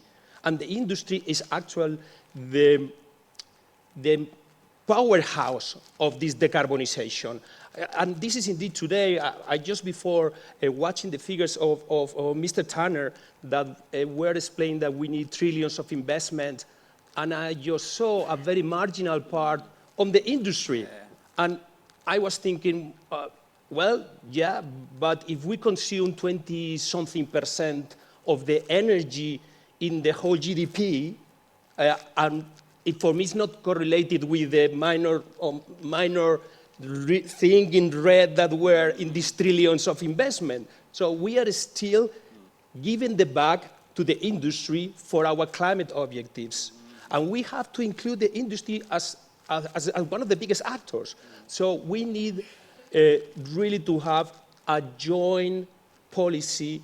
It does not mean it has to be in the same ministry. That is just a political thing. What I mean to say is that we need a joint policy, energy industry, to be able to face these energy costs. And if I could make one comment very quickly here. I think indeed I saw the same thing, and I was thinking we are missing industry. I think something that often is maybe forgotten is that when you look at decarbonization, we often focus on green electrons and renewables and green hydrogen.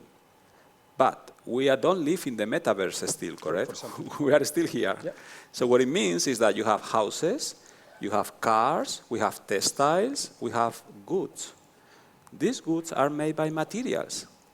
And those account for 70, 80, 90% of the Scope 3 emissions. So if we don't decarbonize, defossilize, and circularize materials, steel, cement, aluminum, chemicals, we will not achieve the net zero. So if we don't achieve, and that's basically, I think it was alluded before by Concha, we need to lead in green electrons, hydrogen, CCS. We need to lead in green molecules and net zero molecules that they are also circular and safer. And we need to, of course, lead in the fourth element that I think is very important in industrial policy, in inclusion, diversity, and income inequality, because without jobs, there is no legitimacy of the democratic system, and without jobs, there is not even transition. Yeah. And if I may build up on what Rafael said, I fully agree with what he said, and it's also building up on Fernando's comment. I think, we already know how to, in terms of challenge, probably Lord Turner was right. In terms of investment, these are huge amounts of monies that we need to still continue deploying renewables, infrastructure, and so on, but we know how to do that. Of course, we can improve. There are challenges, batteries, and so on. In terms of technology, I think the challenge is precisely on what you are saying, on decarbonizing industry. And decarbonizing hard-to-abate industry, how to decarbonize the production of chemicals, how to decarbonize the production of steel, of cement, everything that we have around, the extraction of raw materials, refining. That is, I think, the challenge that we have to address. Without, of course, I do not want to downplay all the challenges and all the efforts that have to be done in continue deploying renewables and infrastructure in the energy sector. But I think the technological challenge is there. Yeah, that is what I meant when I meant to say that decarbonization has to be realistic, because the hard-to-abate industry like steel, cement, they really need a tailored approach. Because they don't have substitutions. So we really need to work on this technological innovation.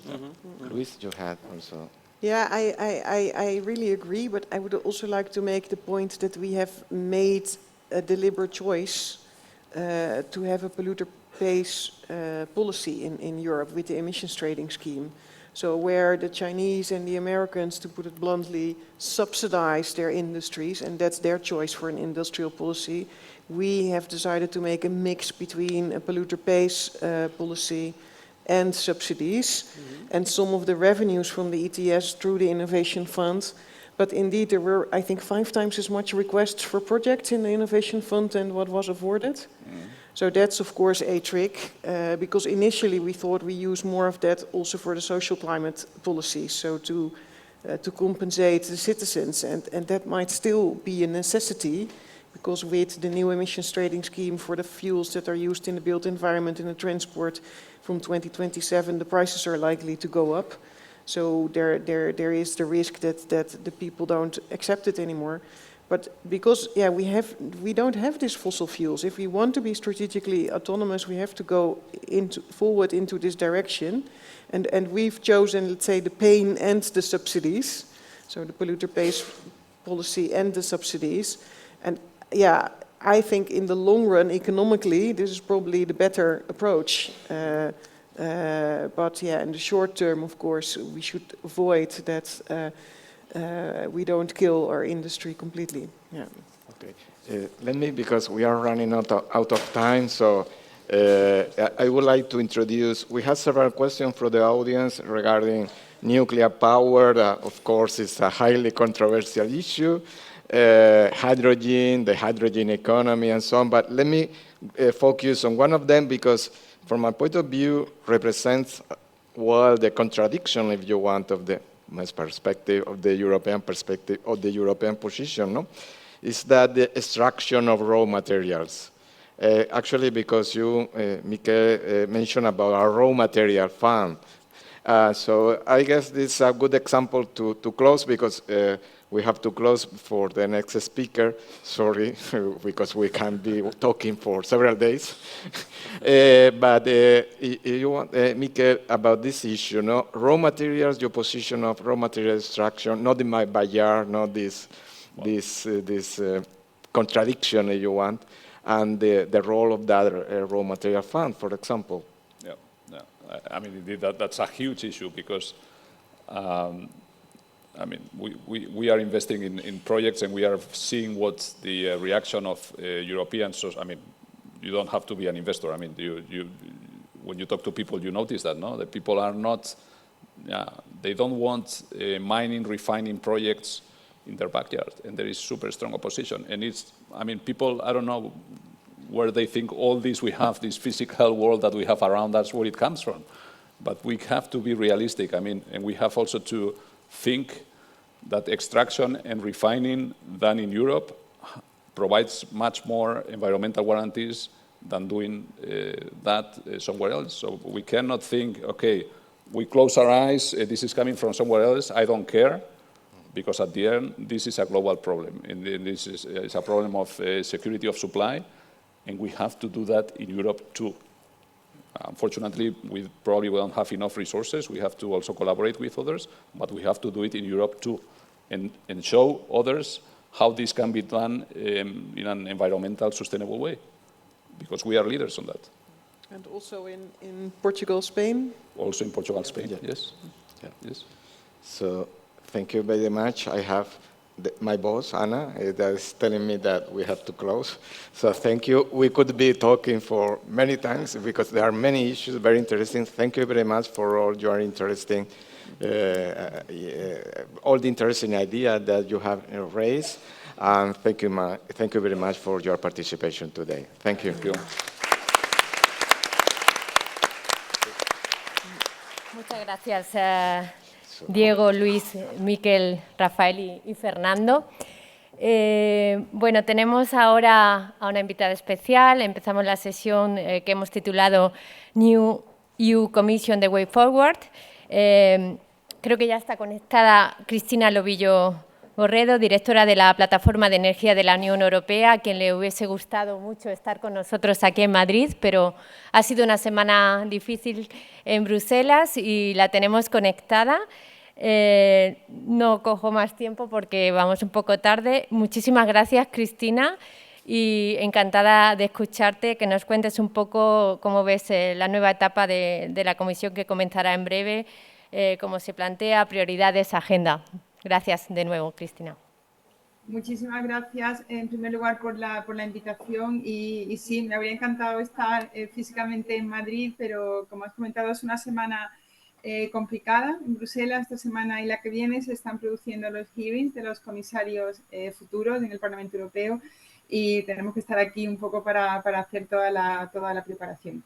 A mí hoy me gustaría, tenemos poquito tiempo, pero me gustaría explicar sobre todo en qué momento estamos, cuáles son las prioridades que ha marcado la presidenta de la Comisión en materia de política energética para los siguientes 5 años y también en concreto cuáles son las acciones, las propuestas legislativas que el próximo comisario tendrá que realizar en los próximos años.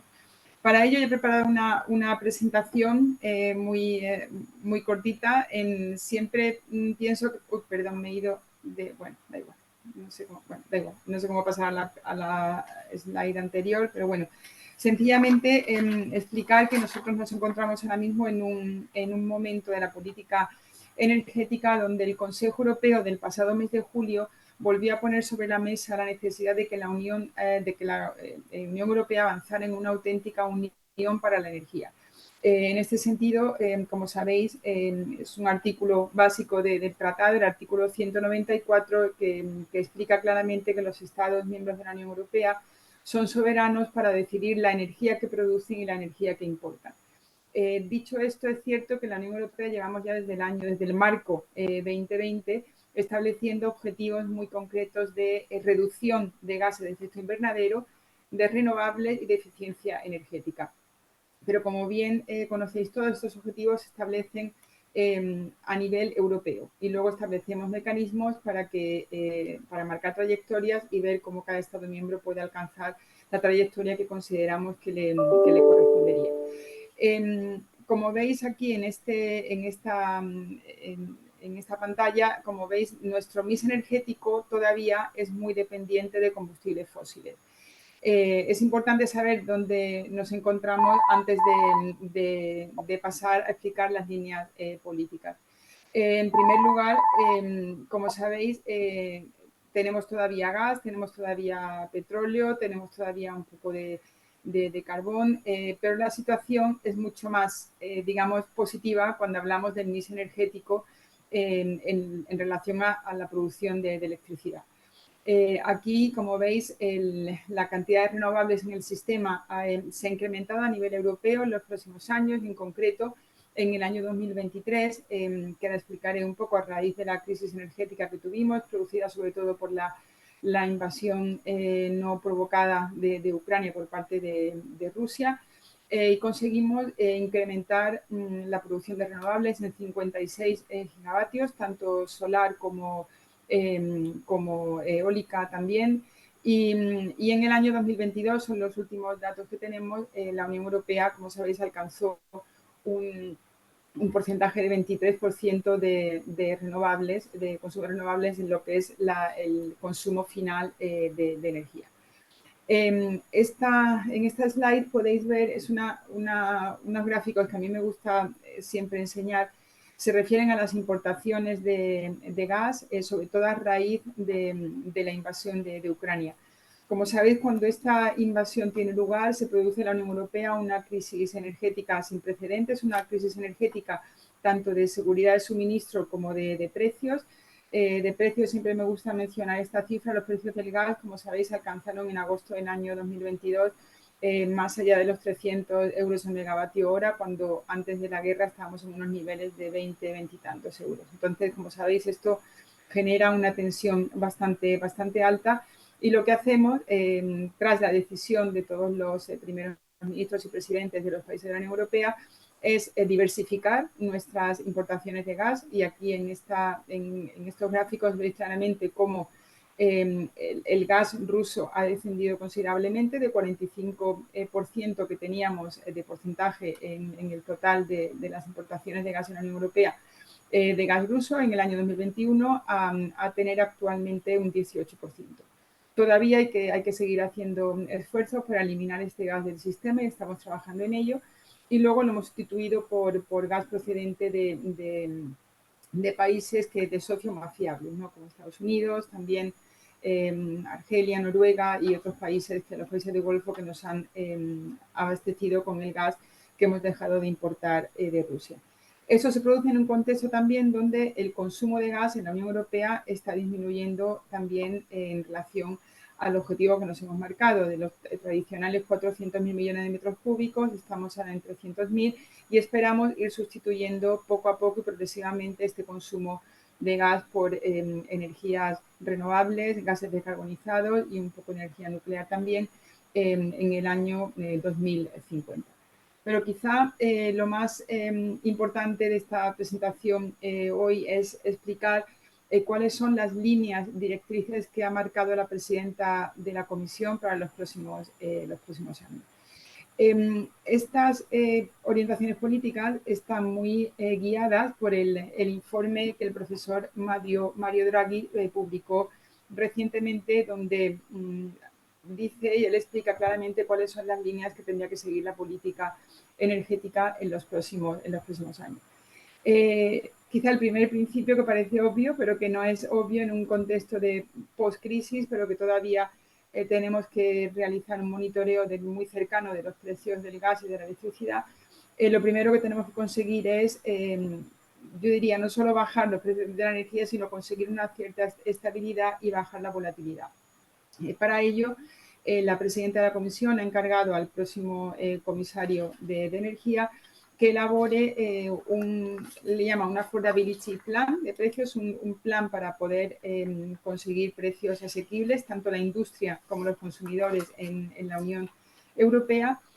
También en breve, desde el momento en que la nueva comisión entre en vigor, en los primeros 100 días, la Comisión adoptará lo que se llama el Clean Industrial Deal, que será un poco la comunicación que establecerá también las líneas directrices de la política industrial muy vinculada a la política energética. Creo que se ha mencionado algo en el panel anterior. Y luego también la necesidad de crear un fondo de competitividad y que pueda ayudar a la industria europea en este contexto geopolítico, ¿no?, y mundial de precios. Y también, lógicamente, avanzar en todo lo que son las nuevas tecnologías. Como sabéis, algunas de ellas están todavía en fase experimental y las necesitamos para avanzar en nuestros objetivos de descarbonización.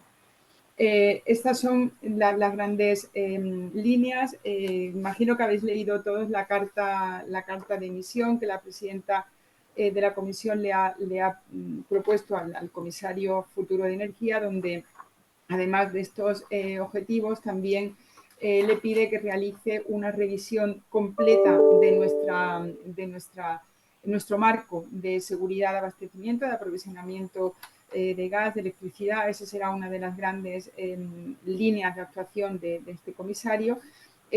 También le pide desarrollar una,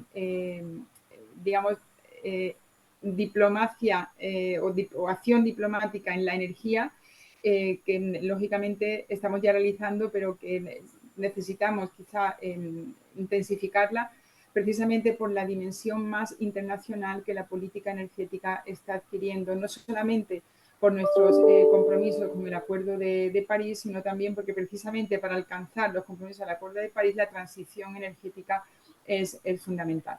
Y aquí, lógicamente, estamos muy vinculados, como he dicho, con lo que son las conferencias de cambio climático, donde hemos visto, sobre todo en la COP anterior, la COP que tuvo lugar en Dubái, en la COP 28, y la que empieza este fin de semana en Bakú, vemos que la transición energética tiene un papel fundamental. ¿Por qué? Porque la producción, el consumo de energía suponen, como sabéis, el 75% del total de las emisiones de gases de efecto invernadero. Por lo tanto, realizar esta transición energética no es solo un tema que atañe a la Unión Europea, sino que atañe al mundo entero. Y es por eso que nosotros trabajamos de manera bilateral, con diálogos de alto nivel en energía, yo diría con los 5 continentes, y luego también trabajamos en toda la parte multilateral, sobre todo el G7, el G20, pero también Naciones Unidas, la Agencia Internacional de Energía y también IRENA, como la organización que se encarga del desarrollo de las renovables a nivel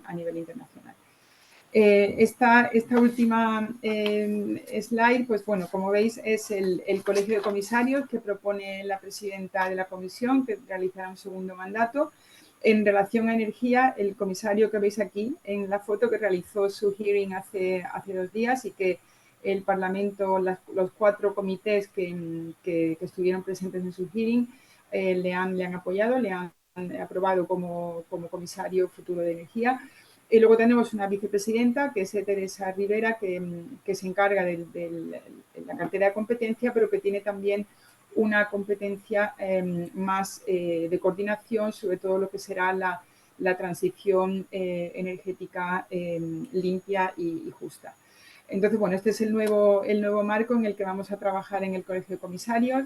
Todavía hoy tenemos hearing, la semana que viene serán los hearings de los vicepresidentes ejecutivos, y si todo va bien, pues a primeros de diciembre o a primeros de enero, esperemos que sea en diciembre, esta nueva comisión, el segundo mandato de la presidenta Ursula von der Leyen, comenzará a funcionar.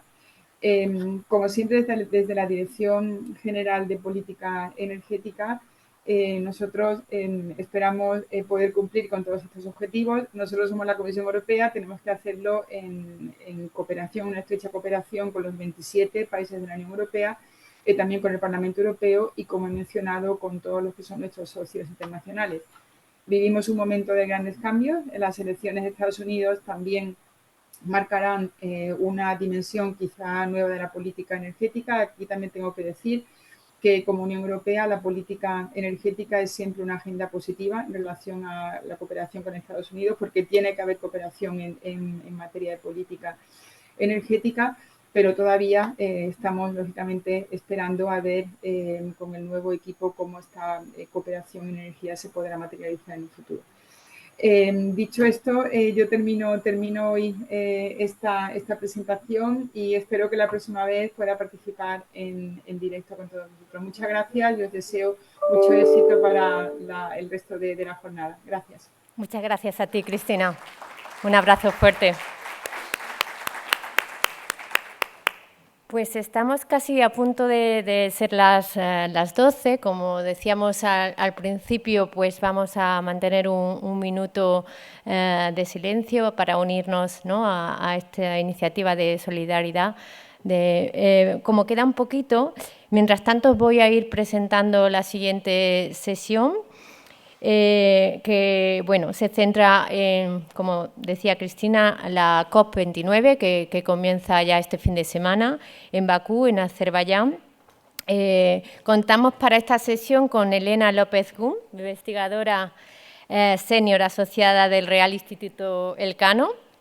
Y bueno, ya la tenemos aquí.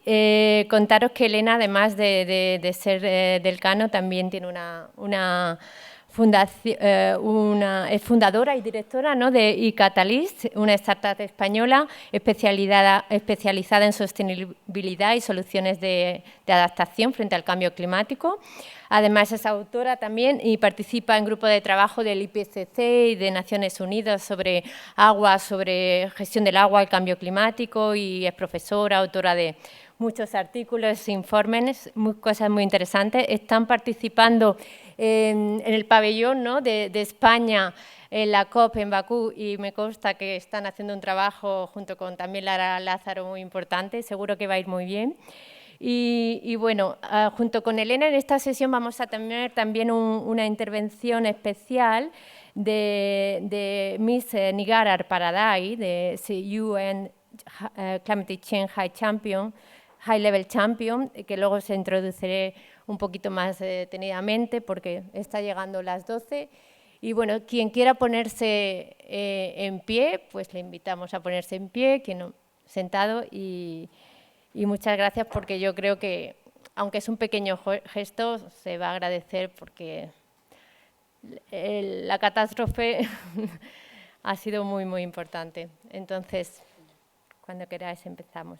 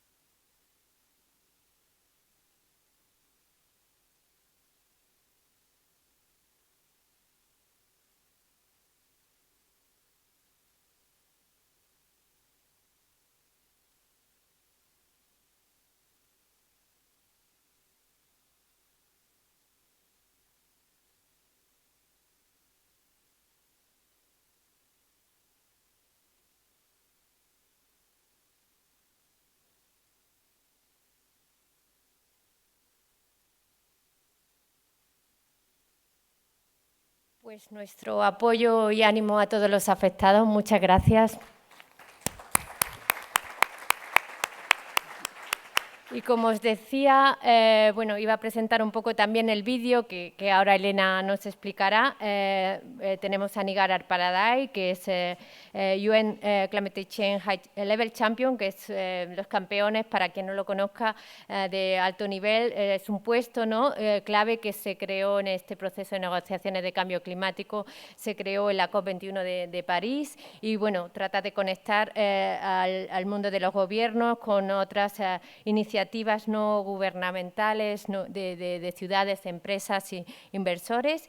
Y además la señora Paradai es miembro independiente del Parlamento de Azerbaiyán. Comentaros también que, bueno, invitaros a entrar en la aplicación Slido, porque hemos puesto ahí una pregunta para, si queréis participar, opinar en torno a qué temas de energía os parece deberían ser prioritarios en una cita como la COP. Tenéis en la aplicación una zona que se llama Poll, y ahí, si queréis contestar, dar vuestra opinión, pues puede ser de utilidad para Elena y otra gente que va a estar allí la semana que viene trabajando mucho. Y sin más, pues le doy la palabra a Elena. Muchas gracias. Gracias a todos. Vale.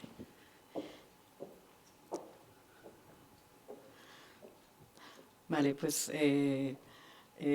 bueno, simplemente comentar que yo creo que lo que ha pasado estas últimas semanas, yo creo que indican hasta qué punto lo que estamos haciendo merece la pena, y sobre todo yo creo que mantener el rumbo, y yo creo que ahí tanto nuestro país como Europa, yo creo que ese convencimiento y lo que yo he escuchado aquí esta mañana, yo creo que da esperanza de que podemos mantener la ambición. Y lo que voy a presentar, bueno, en un momento, explicar que hemos preparado un slide, porque, bueno, el lunes yo salgo para Bakú con la COP, una COP que siempre la piensan como una COP como de transición, pero yo creo que es una COP que es importante y donde los lemas que se han puesto son facilitar la acción y aumentar la ambición. Entonces, hemos preparado un slide porque queremos que tengáis la oportunidad de participar, aunque sea de una manera escribiendo en el slide las prioridades que veis para la COP, ya que la semana que viene, el viernes, será el Día de la Energía y tendremos ocasión pues, de alguna manera poner esas prioridades haciendo preguntas, etcétera, etcétera, cuando hablamos de la COP. Y ahora lo que vamos a escuchar es el vídeo de la High Level Champion de Azerbaiyán, que explicará un poco lo que es el contexto de esta COP29 y después yo tendré una pequeña presentación donde empezaré hablando siguiendo un poco lo que comenta ella de los objetivos de la COP, luego el nuevo ciclo europeo y aterrizando en nuestro país.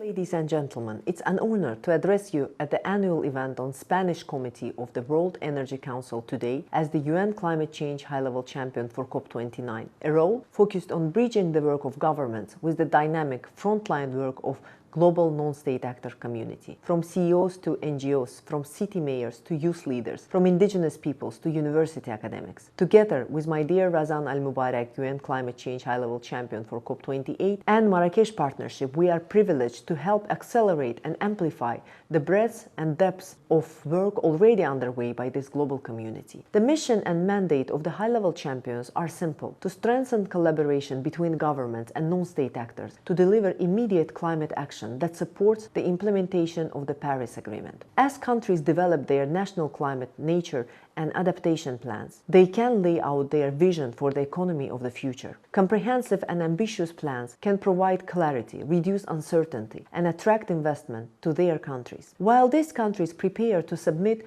enhanced instruments, this is a vital opportunity to set ambitious, investable and implementable plans, supported by all areas of national government. The energy outcomes from the global stocktake for tripling renewable power generation capacity and doubling the rates of improvement of energy efficiency, the Baku Initiative on grid storage, green energy and hydrogen, and our 2030 climate solutions provide a clear framework for accelerating energy transitions, including cleaner and resilient energy system, keeping people at the heart of these transformations. Specifically, as part of the COP29 Global Energy Storage and Grids Pledge, party and non-party stakeholders will commit to a collective goal of deploying 1,500 gigawatt of energy storage in the power sector globally by 2030, more than 6 times the level of 2022. They will also commit to adding or refurbishing 25 million kilometers of grids by 2030. The COP29 presidency is urging all relevant stakeholders to sign this pledge to enhance their ambition on green energy. We know that non-state actors are ready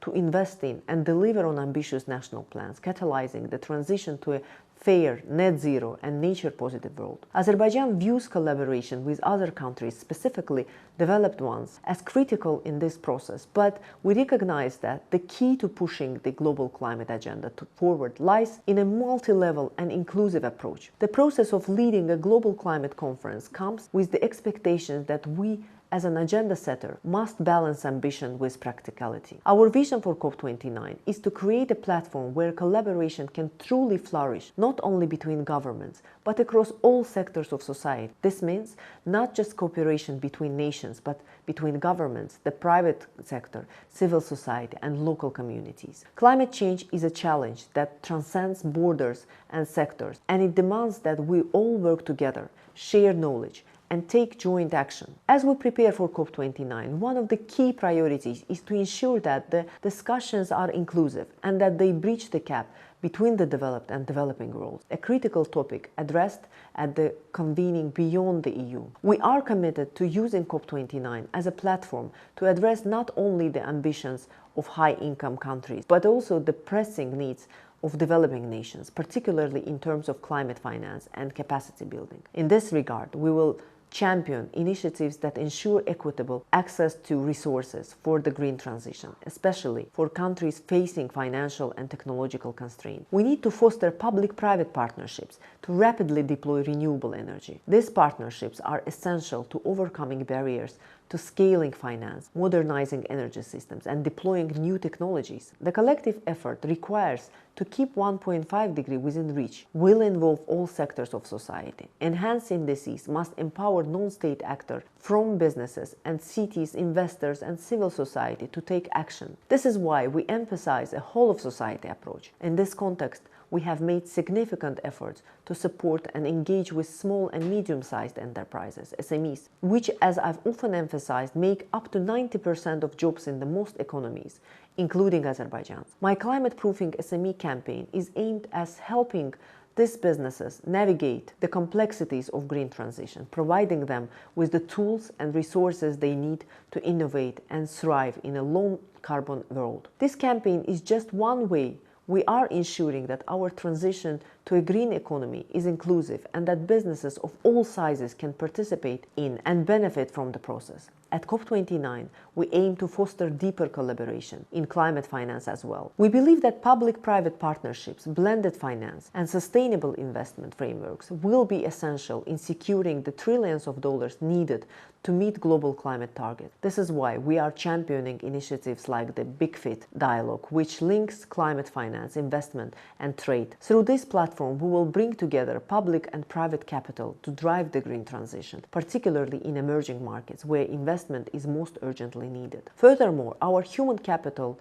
Health and Jobs Initiative focuses on developing the workforce needed for a resilient, low-carbon future. By investing in people, we are not only building the capacity needed to meet our climate goals, but also creating jobs and supporting sustainable development. This is critical in ensuring that our climate action agenda does not leave anyone behind and that the economic benefits of the green transition are widely shared. We see the COP29 as a decisive moment, but for the entire global community. The outcomes of the global stocktake have provided us with a clear roadmap that now it is up to all of us to translate that roadmap into action. The direction of travel is set, there is no turning back, and the World Energy Council's trilemma provides a clear framework to drive energy transition, leaving no one behind and protecting nature and biodiversity. Energy security, energy equity, and environmental sustainability. I'm happy to work with you as a key non-state actor driving the energy transition. Our task is ambitious and it's hard, but it's achievable, and I stand ready to help you to accelerate and amplify the impact of your leadership. I look forward to welcoming you in Baku in November and urge you to come with stories of progress and possibility.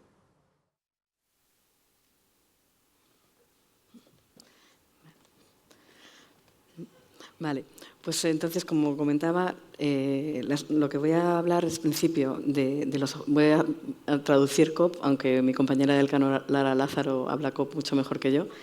Es resumir, por así decirlo, las COPs. Es un programa, como conocéis, y el objetivo, aunque tenemos un pabellón de España y hay muchos pabellones, la razón fundamental son las negociaciones.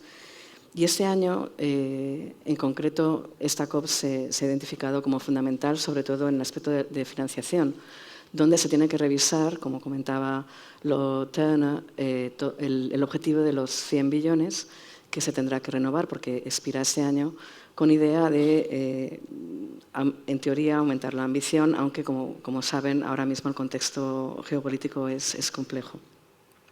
También se va a revisar el marco de financiación en sí, y en ese contexto, ya como ha salido en esta sesión, se cree que el sector privado va a ser absolutamente crítico. Y también aumentar la base de contribuyentes de ese fondo, porque cuando este fondo se creó inicialmente, pues la situación ha cambiado, ha habido un gran desarrollo de ciertos países y creo que este es uno de los temas que van a ser fundamentales también, el marco financiero y también, por supuesto, todo lo que es la arquitectura de la banca multilateral. También se seguirá avanzando en el Objetivo Global de Adaptación. Ahora mismo se están desarrollando lo que se llaman las métricas, los indicadores de adaptación, porque incluso en el AR7, que es el siguiente informe del IPCC, es uno de los temas que también se va a tener en cuenta.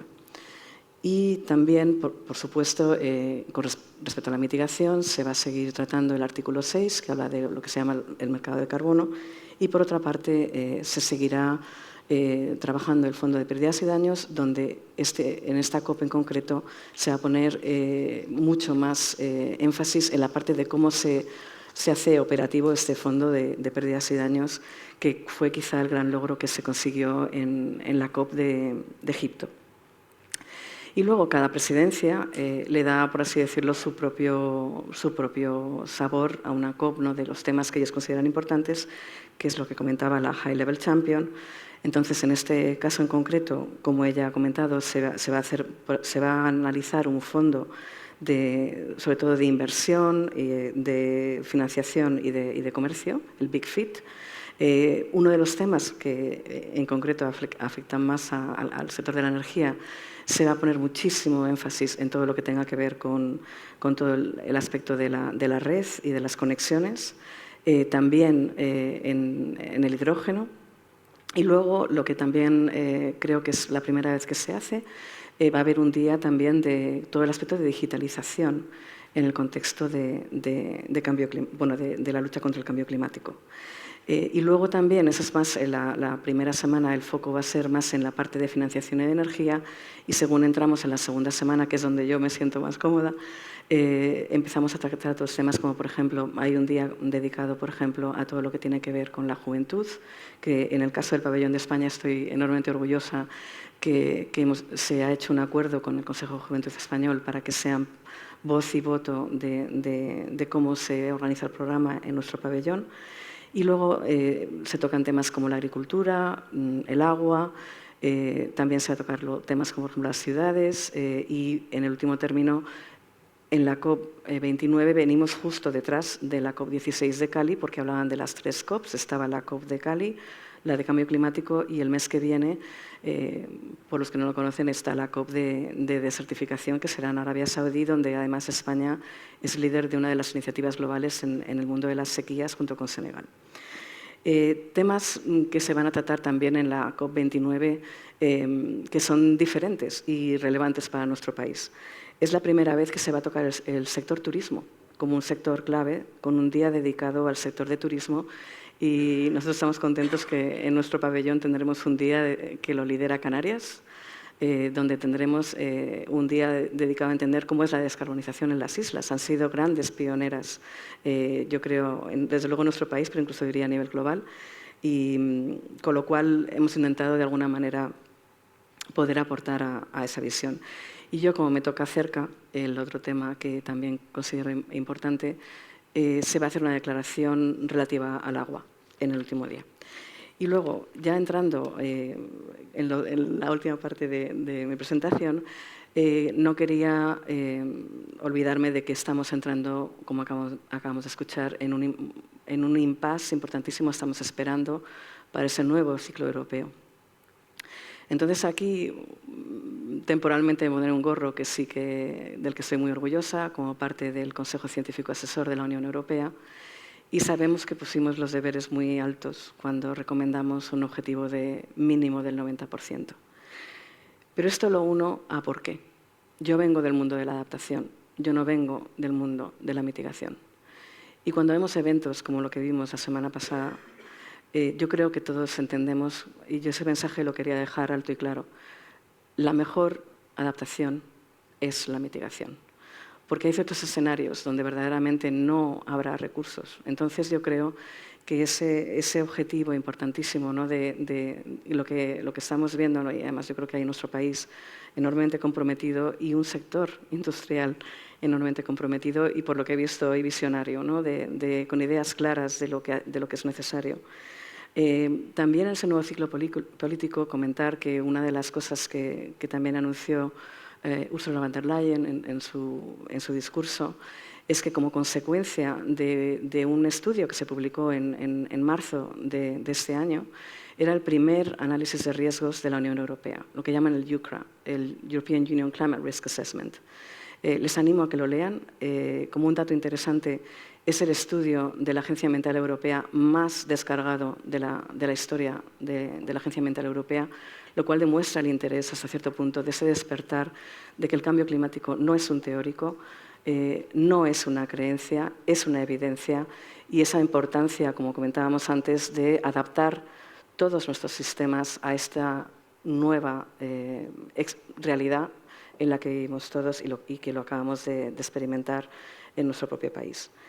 Y ahí yo creo que también yo quería dar, quizá ya pensando en nuestro país, ¿no? Yo creo que ha salido esta mañana, yo sé que los deberes son difíciles, pero creo que también en estos momentos cuando tenemos que demostrar que somos capaces, y yo junto con el equipo del Elcano, yo creo que todos vemos que lo que es un riesgo, como siempre se dice, también es una gran oportunidad, y yo creo que es una oportunidad para nuestro país. No hay competitividad también sin resiliencia, con lo cual tenemos que pensar ya en esa manera de integrar la mitigación y la adaptación. Son primas hermanas, son dos caras de la misma moneda. Y yo creo que aquí, en España, estamos bien posicionados. Desde luego, el viento político está cambiando, sobre todo geopolítico, pero yo creo que ahí, como hemos escuchado esta mañana, hay razones tanto, por así decirlo, altruistas, solidarias, no éticas, ¿no? de mantener el rumbo con el cambio climático, pero que creo que también hay razones puramente prácticas, ¿no? de autonomía estratégica, de que Europa, por así decirlo, ha sido el tema de la escala, creo que es un tema interesante, pero Europa, si nos organizamos bien, tenemos a nivel económico, somos todavía una potencia y que tenemos que luchar para estar ahí. Y con esto quizá, agradecer al Club de la Energía y animarles a que miren el programa del Pabellón de España, porque se puede ver todo en remoto, y donde podrán ver, en concreto, el Día de la Energía tiene temas como el hidrógeno verde, tenemos el tema de triplicar las renovables, hay una sesión entera sobre transición justa, y además muy orgullosos porque con actores globales, con lo cual estamos ahí presentes y demostrando ejemplos de lo que estamos haciendo en nuestro país.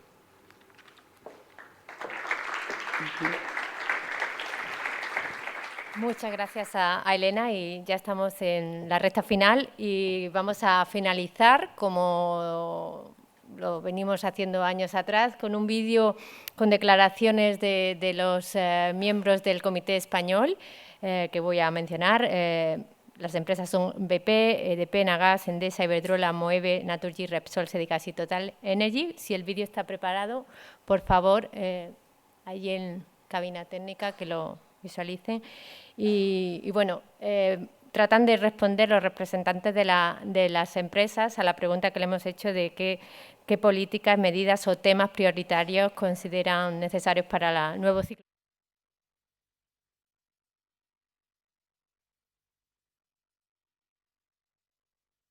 Debemos acelerar la descarbonización como palanca para establecer una ventaja competitiva para la industria.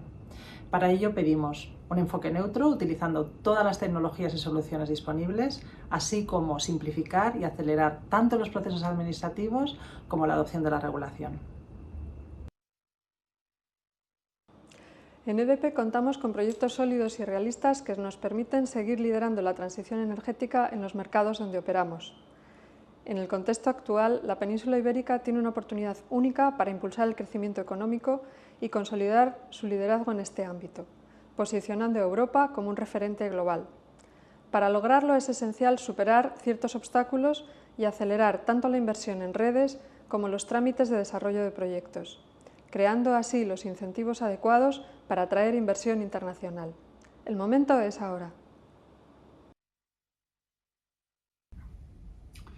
El próximo mandato de la Comisión Europea enfrenta el reto crucial de equilibrar la descarbonización, la competitividad y la seguridad energética.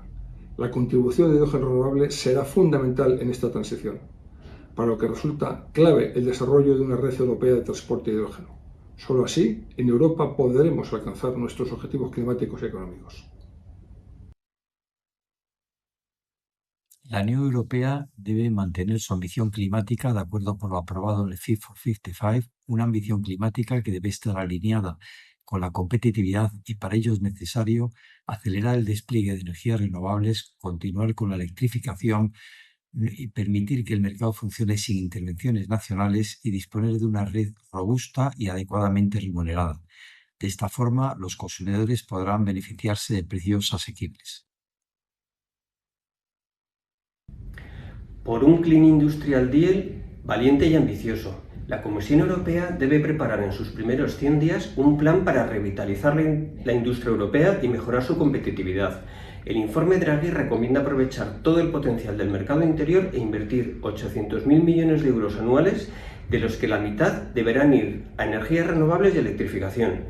Ganar en competitividad aprovechando nuestra capacidad industrial, nuestro liderazgo en innovación y todas las ventajas de la transición energética, generando además empleo de calidad para nuestros jóvenes. El futuro energético de Europa pasa por una rápida transición energética que nos permita ganar en competitividad y en autonomía energética.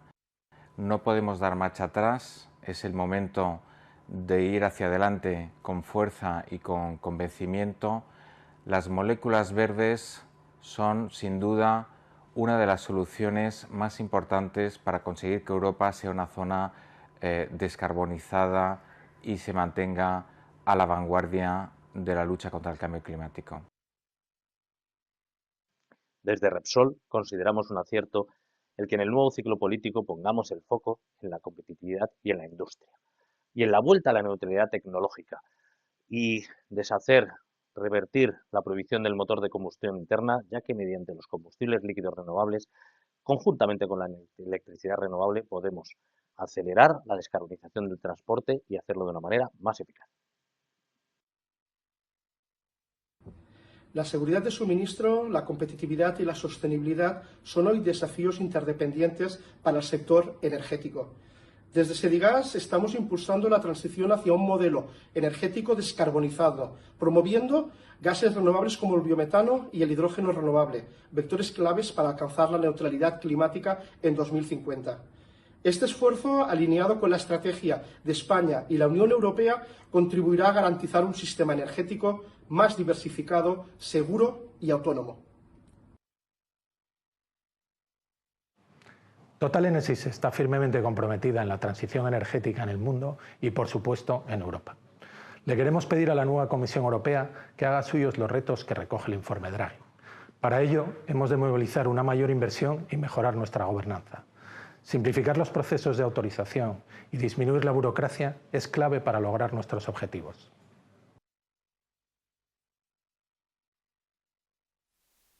Al final, espero que os haya parecido interesante. Muchas gracias de nuevo a todos los ponentes, moderadores, a patrocinadores, a Moeve y a EDP, también al club, al SECME. Y bueno, tenemos un pequeño copa en la planta 17. Si tenéis un tiempo más, pues nos encantaría compartirla con vosotros. Y nada, muchísimas gracias de nuevo. Hacemos una foto, quien quiera, aquí en el escenario, para el recuerdo.